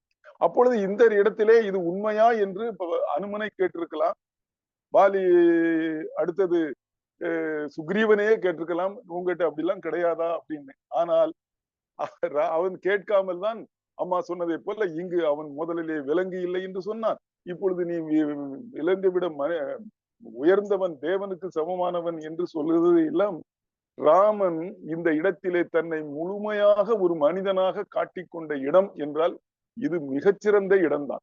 அதற்கு காரணம் என்று நாம் இதுக்கு சமாதானம் சொல்ல வேண்டும் என்றால் ஒரே விஷயத்தை தான் சொல்ல முடியும். ஏனென்றால் ஒரு மானிடனால்தான் ராவணனை கொல்ல முடியும் என்ற காரணம் இருப்பதால் இப்பொழுது எல்லா இடத்திலுமே ராமனை ஒவ்வொருவரும் பேசும் பொழுது இவன் நீ திருமாலினுடைய அவதாரம், பரம்பொருளின் அவதாரம் என்று பேசுகிறார்கள். ஆகவே நம்மை முழுமையான ஒரு மனிதனாக காட்டிக்கொள்ள வேண்டிய அவசியம் ராமனுக்கு இருந்ததால் அதற்கு இந்த இடத்தை பயன்படுத்தி கொண்டான் என்று கூட இதற்கு ஒரு விளக்கம் சொல்லலாம். அப்படித்தான் தன்னை மனிதனாகவே காட்டிக்கொள்ள வேண்டும் என்பதற்காகவே இந்த வாலிவதையிலே அவன், ஏன்னா முதலே அவன் சொல்லிட்டான், நான் மறைந்து நின்று கொள்வேன் என்று சொல்லி முதலிலே அதையும் அருமையாக அவர்கள் எடுத்து உரைத்தார்கள். அவர்கள் இப்படி வாலிவதை ஒரு கேள்விக்குரிய செய்திகளை உள்ளடக்கியது. ராமனுக்கு அது நிறைய பாடலாம் கேட்கிற போது அவன் சொன்ன இடங்கள்லாம் அருமையாக சொன்னார்கள். தசரதனுக்கு மைந்தனா என்று கேட்டான் முதலில். அதை கூட பரவாயில்ல, யாராவது எல்லாரும் இன்னாருக்கு மகனா பிறந்து இப்படி பண்ணிட்டேடா அப்படின்னு நம்ம சாதாரணமா கேட்பது.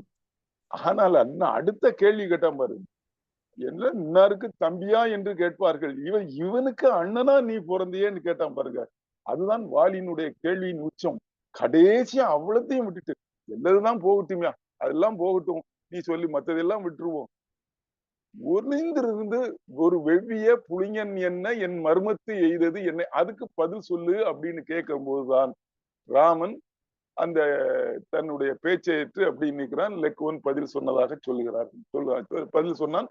அதையும் ஏற்றுக்கொண்டு வாலி அதை ஏற்றுக்கொண்டான் என்ற பகுதியெல்லாம் சொன்னார். அவன் ஏற்றுக்கொண்டதுக்கு அவன் சொல்லும்போது அல்லையது ஆக அதெல்லாம் இருக்கட்டும், இப்போ அவனுக்கு தான் இறக்க போகிறோம், ஆனால் தனக்கு பின்னாலே உள்ளவர் பேசி பிரயோஜனம் இல்லை, தனக்கு பின்னாலே வரக்கூடிய தம்பியின் ஆட்சி நிலைக்க வேண்டும், அல்லது தன்னுடைய மகன் தன்னுடைய குரக்கினங்கள் எல்லாம் வாழ வேண்டும் என்பதற்காகவே அதெல்லாம் போகட்டும், மறைஞ்சு நின்று கொன்னது ஏன்னு கேட்ட உடனே இவன் இப்படி ஒரு பதிலை சொன்னவுடன் சரி இனிமேல் இதை பேசி பிரயோஜனம் இல்லை என்றுதான் அப்பொழுதுதான் அவனுக்கு இவன் வந்து ராமன் வந்து திருமாலுடைய அவதாரம் என்று தெரிகிறது. அதுக்கு அந்த பாட்டிலே சொல்லுவார், முதலிலே செம்மைசேர் நாமும் தன்னை கண்களில் தெரிய கண்டான் என்று சொன்ன கம்பன் பின்னாலே அன்ன கட்டுரை கருத்தில் கொண்டான், அது அறத்துறை அழிய செய்யான் ராமன் என்று அவன் முடிவுக்கு வந்தான் என்றுதான் அதுக்கப்புறம் தான் ராமனை போற்ற வரைப்பான். அந்த இடத்திலே சொல்லுவாங்க, அங்கே முன்னாலே கண்ணிலே கண்டான் ராமனுடைய பெயரை, இங்கே கருத்திலே ஒரு இலக்குவனுடைய பதிலை தன்னுடைய கருத்திலே வைத்துக் கொண்டான். அன்ன கட்டுரை கருத்தில் கொண்டான் என்று வாலியை சொல்லும் போது கம்பன் சொன்ன இடம், இதையெல்லாம் பார்க்கும் பொழுது கம்பன் ராமனை இந்த குற்றத்தில் இருந்து விடுபடுவதற்கு எவ்வளவோ முயற்சித்திருக்கிறான் என்று சொன்னாலும் கூட அம்மையார் சொன்னதை போல இந்த 2 இடங்கள் அம்மையார் அதையும் சொன்னார்கள், சீதையை தீக்குளித்த வைத்த இடமும் இந்த இடமும் இன்னும் அது ஒரு கேள்விக்குறியான பகுதியாகத்தான் இருக்கிறது என்று அம்மையார் சொன்னதை நானும் ஆமோதித்து விடைபெறுகிறேன். அருமையான 2 உரைகளும் சிறப்பான உரைகள். வணக்கம் ஐயா.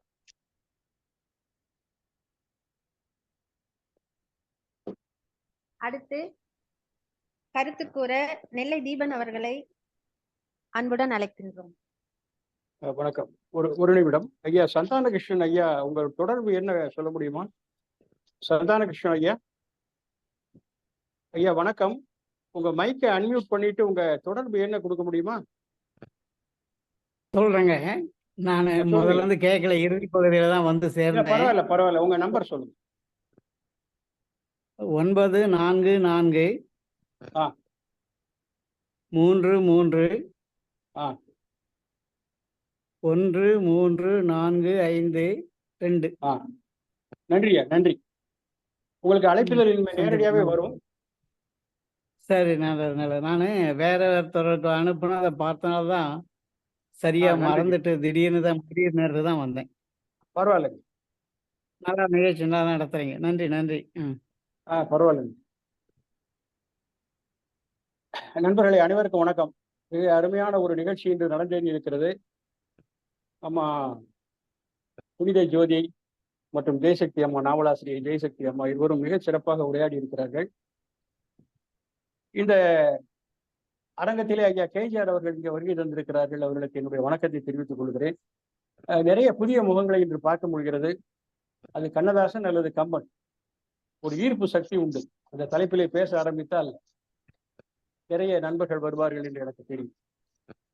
இதிலே ஐயா பொன்வேல் மகிழ் ஐயா சொன்னது போல, நான் மறைந்திருந்து அவனை தாக்கப் போகிறேன் என்பதை முதலிலேயே சொல்லி விடுகிறான் ராமன். வேறு நின்று என்ற ஒரு வார்த்தையாலே கம்பன் உணர்த்துவான். ராமன் சொல்கிற போது வேறு நின்று, மறைந்து நின்று என்று சொல்லிவிட்டு அதிலே ராமன் சொல்கிறான், இது என் கருத்து.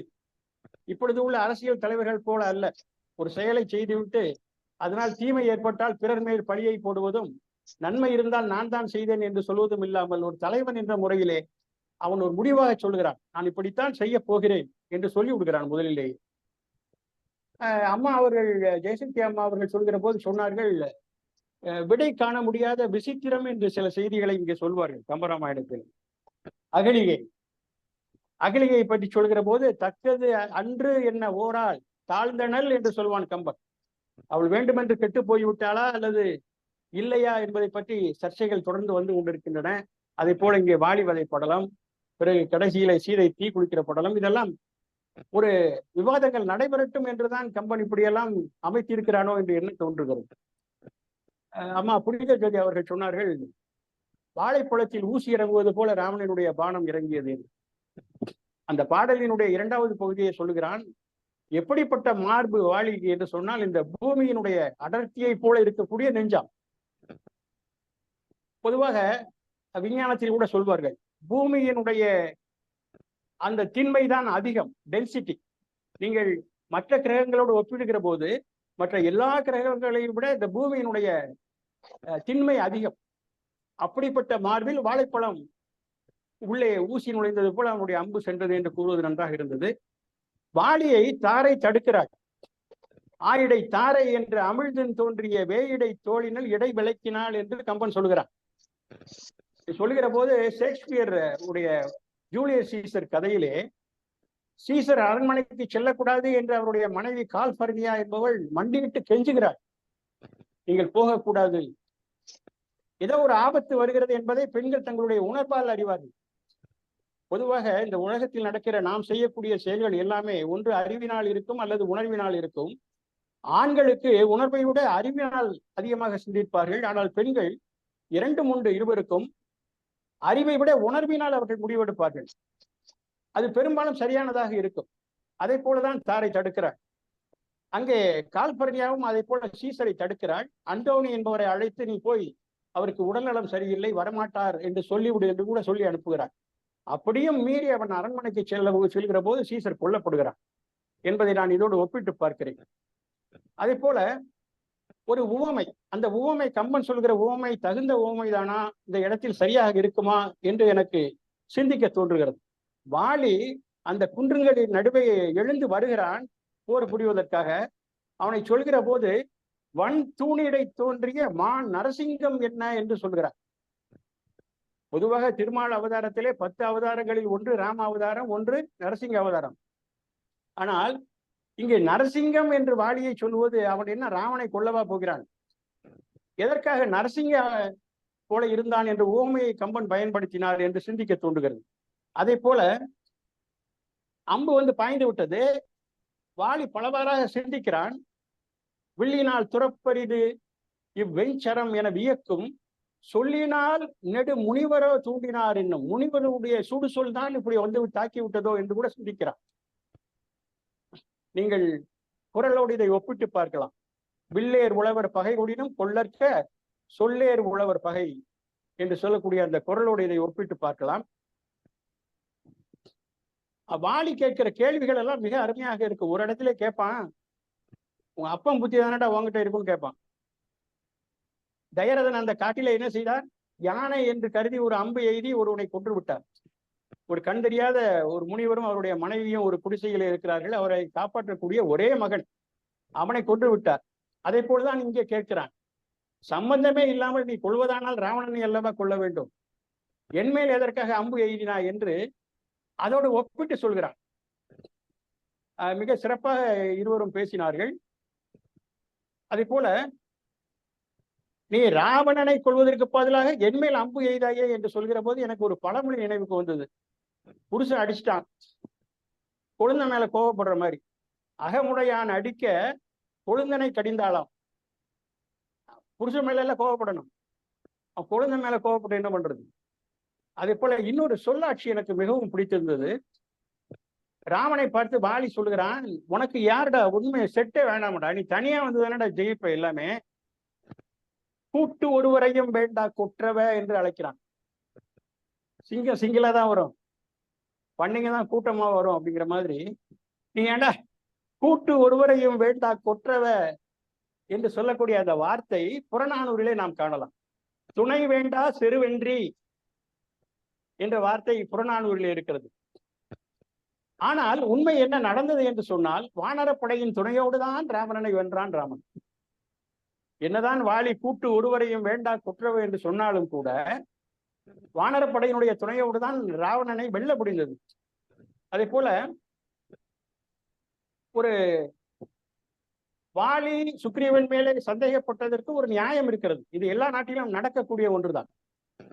ஆப்பிரிக்காவிலே கானா என்ற நாட்டினுடைய தலைவர் நக்ரூமா என்பவர் சீனாவுக்கு பயணம் செல்கிறார். அப்படி செல்கிற போது அந்த கானா நாட்டினுடைய அரசியலில் உயர் பதவியில் இருக்கக்கூடியவர்கள் எல்லாம் ஒரு புரட்சி செய்து அந்த ஆட்சியை கைப்பற்றி விட்டார்கள். இப்படியே நடந்திருக்க கூடாது என்று வாலி நினைத்தது சரியாக கூட இருக்கலாம் அல்லவா? இதை போல பல கேள்விகளும் விசித்திரங்களும் இன்னும் விடை காண முடியவில்லை. திரும்ப திரும்ப நாம் பேசிக்கொண்டே இருக்கிறோம். அப்படி ஒரு சுவையான பகுதியை தந்த கம்பனை ரசித்து ரசித்து போற்றலாம் என்று சொல்லி ஐயா கேஜிஆர் அவர்களை சில கருத்துக்கள் சொல்லுமாறு அன்போடு கேட்டுக்கொள்கிறேன். மகிழ்ச்சி.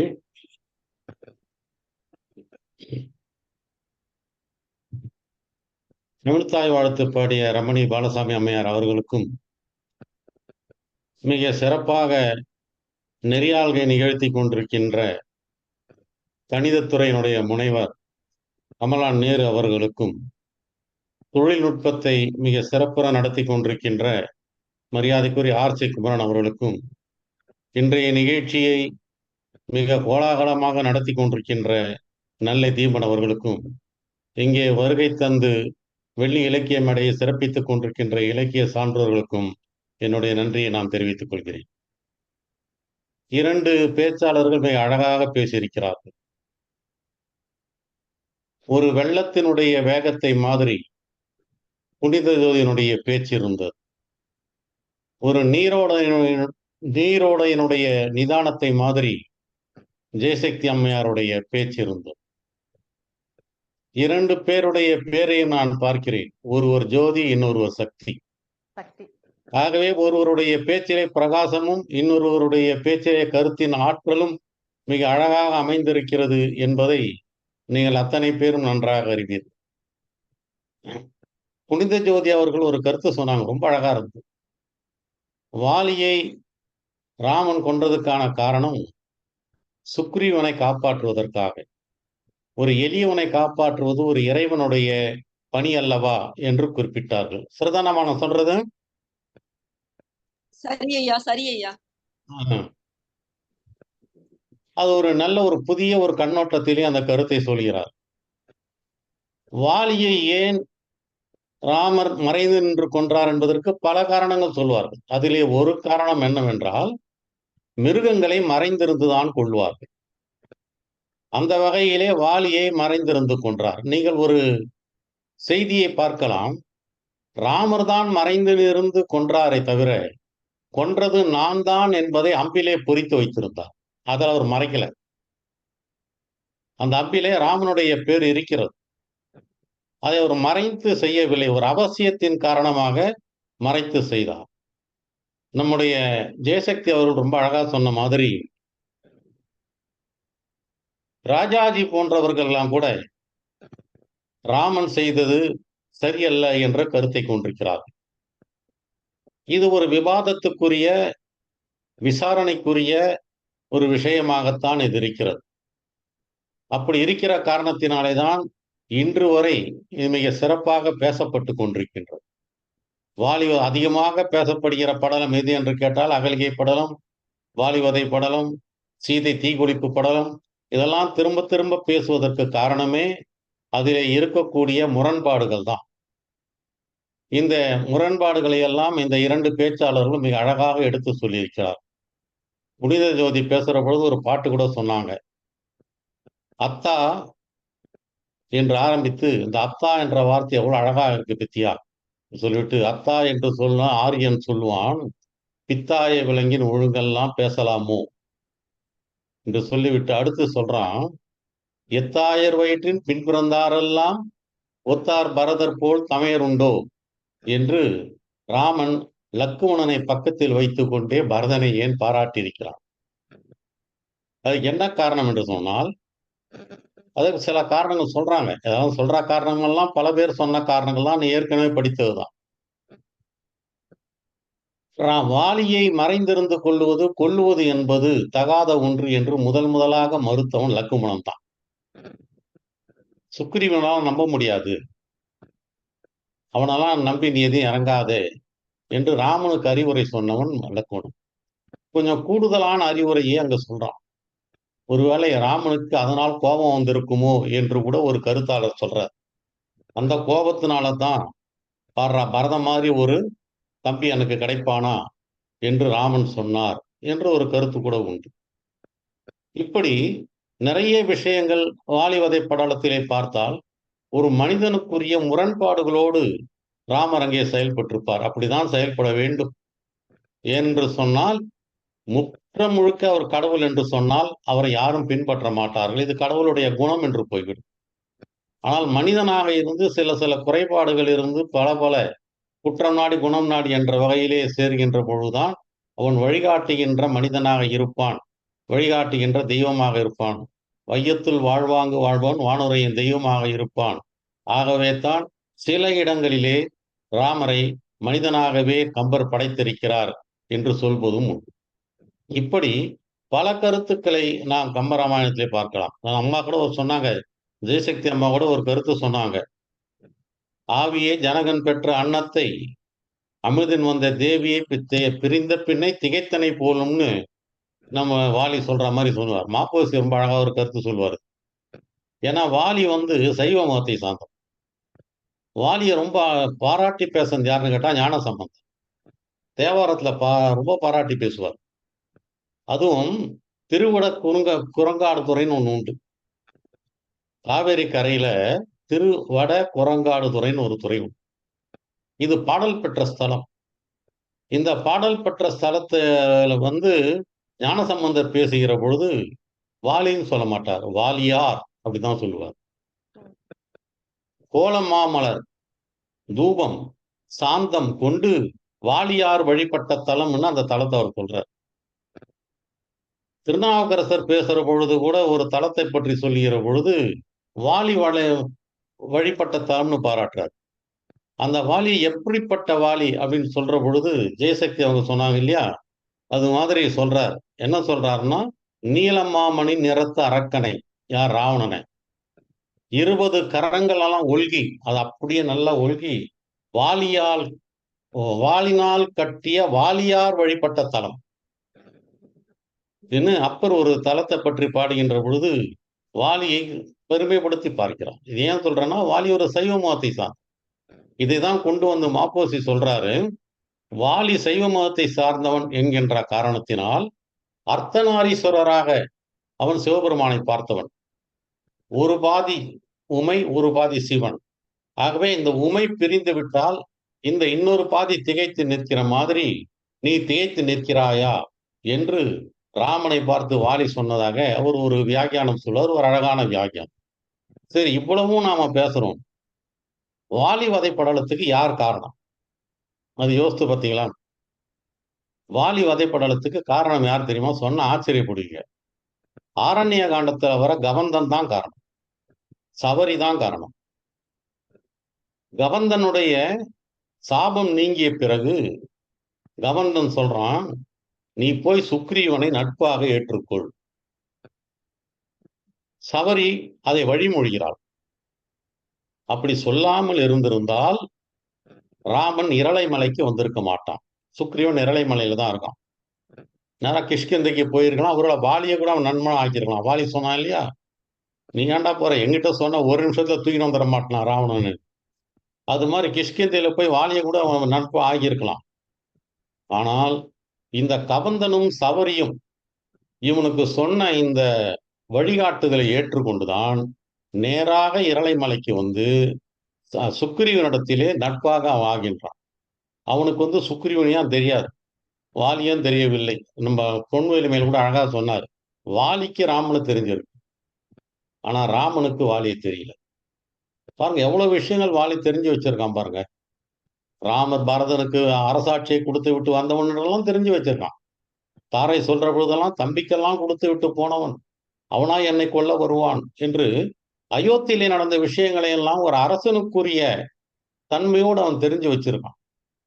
ஆனா ஆக இந்த வாலி வதை படலத்துக்கு யார் மூல காரணமாக அமைகிறார்கள் என்று சொன்னால், ஆரண்ய காண்டத்தின் முடிவிலே வரக்கூடிய கவந்தனும் சபரியும் தான் காரணமாக அமைகிறார்கள். அவர்கள் 3வது திருப்பு முனை. நாம சொல்லுவோம் இல்லையா, கூனிதான் முதல் திருப்பு முனை, சூர்பனகை 2வது திருப்பு முனை என்று. அது மாதிரி இந்த கவந்தனும் சபரியும் சுக்ரீவனை போய் நீ நட்பாக ஏற்றுக்கொள், இல்லை என்று அவன்தான் உன்னுடைய மனைவியை காப்பாற்றுவதற்கு உதவி புரிவான் என்று அவன் சொல்லியிருப்பான். இந்த படலங்கள் பூராவே நீங்க பார்த்தீர்கள் என்று சொன்னால் மனிதர்களுடைய சலனங்களோடு தான் ராமர் செயல்பட்டிருப்பார். சுக்ரீவன்கிட்ட கூட என்ன சொல்றார், உன்னை செற்றார் என்னை செற்றார், தீயவரே ஆனாலும் உன்னை உற்றார் எனக்கு உற்றார். நீ யார் மேல கோச்சினா நான் அவன் மேல கோச்சிக்கிறேன், அவன் கெட்டவனாகவே இருக்கட்டுமே, உன்னுடைய நண்பன் என்றால் என்னுடைய நண்பன். அப்படின்னா என்ன அர்த்தம்? வாலி நல்லவனாவே இருக்கட்டும், உன் பொருட்டு அவனை நான் தாக்குவேன். உன்னுடைய சுற்றம் என்னுடைய கிளை. இதெல்லாம் ராமர் சுக்ரீவன் கிட்ட சொல்லக்கூடிய கருத்துக்கள். இப்படி இந்த படலம் முழுவதிலேயும் ராமர் மனிதனுடைய சலனத்தோடுவே செயல்பட்டிருக்கிறார். அப்படிதான் செயல்படுவதற்கு கம்பர் வைத்திருக்கிறார். வாலி வதைப்படலம் என்பது நிறைய பேசப்பட வேண்டிய படலம். நிறைய வாலியினுடைய வாதங்கள்லாம் ரொம்ப ஒரு வக்கீலுடைய வாதங்களை மாதிரி மிக அழகாக இருக்கும். வாலிவதை படலத்திலே கம்பனுக்கும் வால்மீகிக்கும் நிறைய வித்தியாசங்கள் உண்டு. அதையெல்லாம் பேசுவதற்கு பொழுது நேரமில்லை. தாரையினுடைய புத்தி கூர்மையெல்லாம் கூட இங்கே சொல்லப்பட்டிருக்கிறது. இந்த படலத்துல வருது, அடுத்த படலத்துல வருது, எனக்கு தெரியல. நான் தாரதரம் அழகா சொல்வார், என்னுடைய உள்ளத்தில் நீ இருந்தால் நீ செத்திருக்க மாட்டாய், உன்னுடைய உள்ளத்தில் நான் இருந்தால் இந்நேரம் இறந்து போயிருப்பேன். ஆகவே ஒருவர் உள்ளத்தில் ஒருவர் இல்லையே வாலி என்று தாரை சொல்வதாக ரொம்ப அழகான ஒரு பாடலையெல்லாம் கம்பன் இங்கே படைத்திருப்பான். கம்பனுடைய சித்திரத்திலே வாலி என்பது மறக்க முடியாத ஒரு மகத்தான பாத்திரமாக விளங்கி கொண்டிருக்கிறது. இங்கே பேசிய அத்தனை பேச்சாளர்களும் மிக சிறப்பாக பேசியிருக்கிறார்கள். இங்கே பேசிய அந்த கருத்துக்கள் எல்லாம் மிக அருமையான கருத்துக்கள் என்று சொல்லி பேசுவதற்கு வாய்ப்பு தந்த தீபனுக்கு நன்றி தெரிவித்து விடைபெறுகிறேன். நன்றி, நன்றி ஐயா. ஐயா அவர்கள் அவன் சைவ மதத்தை சார்ந்தவன் வாலி என்று சொல்லி ஞான சம்பந்தத்தினுடைய தேவாரத்திலே குறிப்பிட்டிருக்கிறார் என்று மரியாதையாக வாலியார் என்று அழைப்பார் என்று சொன்னார். அந்த வரிகளை உங்களோடு பகிர்ந்து கொள்கிறேன். கோலமா மலரோடு தூபமும் சாந்தமும் கொண்டு போற்றி வாலியார் வழிபட பொருந்தினார் என்று ஒரு வரியிலும், இன்னொரு இடத்திலே நீளமா மணி நிறத்து அரக்கனை 20 கரத்தோடு ஒல்க வாளினால் கட்டிய வாளியார் வழிபட மண்ணும் கோயில் என்று அந்த திருக்குறங்காடு என்ற இடத்தை பற்றி, தலத்தை பற்றி பாடுகிற போது வாலியை பற்றி அதில் குறிப்பிடுகிறார். நன்றி ஐயா, மிக்க நன்றி. அம்மா கமலாம்மா நன்றி சொல்லிடலாமா? சரிங்க. மிக அருமையான கருத்துரை வழங்கிய நெல்லை தீபன் அவர்களுக்கும் கேஜிஆர் ஐயா அவர்களுக்கும் நன்றி. இப்பொழுது நன்றி உரை. பிறந்து சிறந்த மொழிகளின் மத்தியில் சிறந்தே பிறந்த நம் தாய் தமிழ் மொழியாம். தமிழை பற்றி பேச பேச நான் இனிக்கும், சொல்ல சொல்ல இனிக்குதடா முருகா உள்ளமெல்லாம் உன் பெயரை என்று பாடியவர் கவியரசு கண்ணதாசன். ஆம், பேச பேச இனிக்குதையா கம்பரே உள்ளமெல்லாம் நம் தாய் மொழியின் இனிமையில். உயிரினங்கள் ஒன்றையொன்று வாழ்த்திடும் போது அதன் உள்ளிருந்து வாழ்த்துவது உன்னருள் அன்றோ முருகா என்கிறார் கவியரசர். ஆம், மிகச்சிறந்த பேச்சாளர்கள். இன்றைய நிகழ்ச்சி இவர்களால் மெருகேறியது. அவர்களை முருகன் அருளால் நன்றி கூறி வாழ்த்த விளைகின்றேன். இன்றைய நிகழ்ச்சியில் பேச வாய்ப்பளித்த வெள்ளி இலக்கிய மேடை நிறுவனர் கேஜிஆர் அவர்களுக்கு முதல் நன்றியை தெரிவித்துக் கொள்கின்றேன். தமிழ் தாய் வாழ்த்து பாடிய கவிஞர் ரமணி பாலசாமி அம்மா அவர்களுக்கும், தலைமை உரை ஆற்றிய கவிஞர் கீதா ரமேஷ் அவர்களுக்கும், கருத்தரங்க பேச்சாளர்கள் திருமதி ஜெயசக்தி அம்மா மற்றும் கவிஞர் புனித ஜோதி அவர்களுக்கும், தொழில்நுட்ப ஏற்பாட்டாளர் RC குமரன் ஐயா அவர்களுக்கும், வெள்ளி இலக்கிய மேடை வாழ்த்து பாடலை எழுதிய கூமாப்பா கபிலன் அவர்களுக்கும், பாடலை பாடிய ரவிசங்கர் அவர்களுக்கும், செறிவான நிறைவானதொரு கருத்துரை வழங்கிய வெள்ளி இலக்கிய மேடையின் சிறப்பான சிந்தனையாளர் கவிஞர் நெல்லை தீபன் அவர்களுக்கும், நிகழ்ச்சிக்கு வாரந்தோறும் வந்து தமிழ் அமுதை பருகும் சான்றோர் பெருமக்கள் அனைவருக்கும் என் நெஞ்சார்ந்த நன்றிகளை தெரிவித்துக் கொள்கின்றேன். நன்றி, வணக்கம்.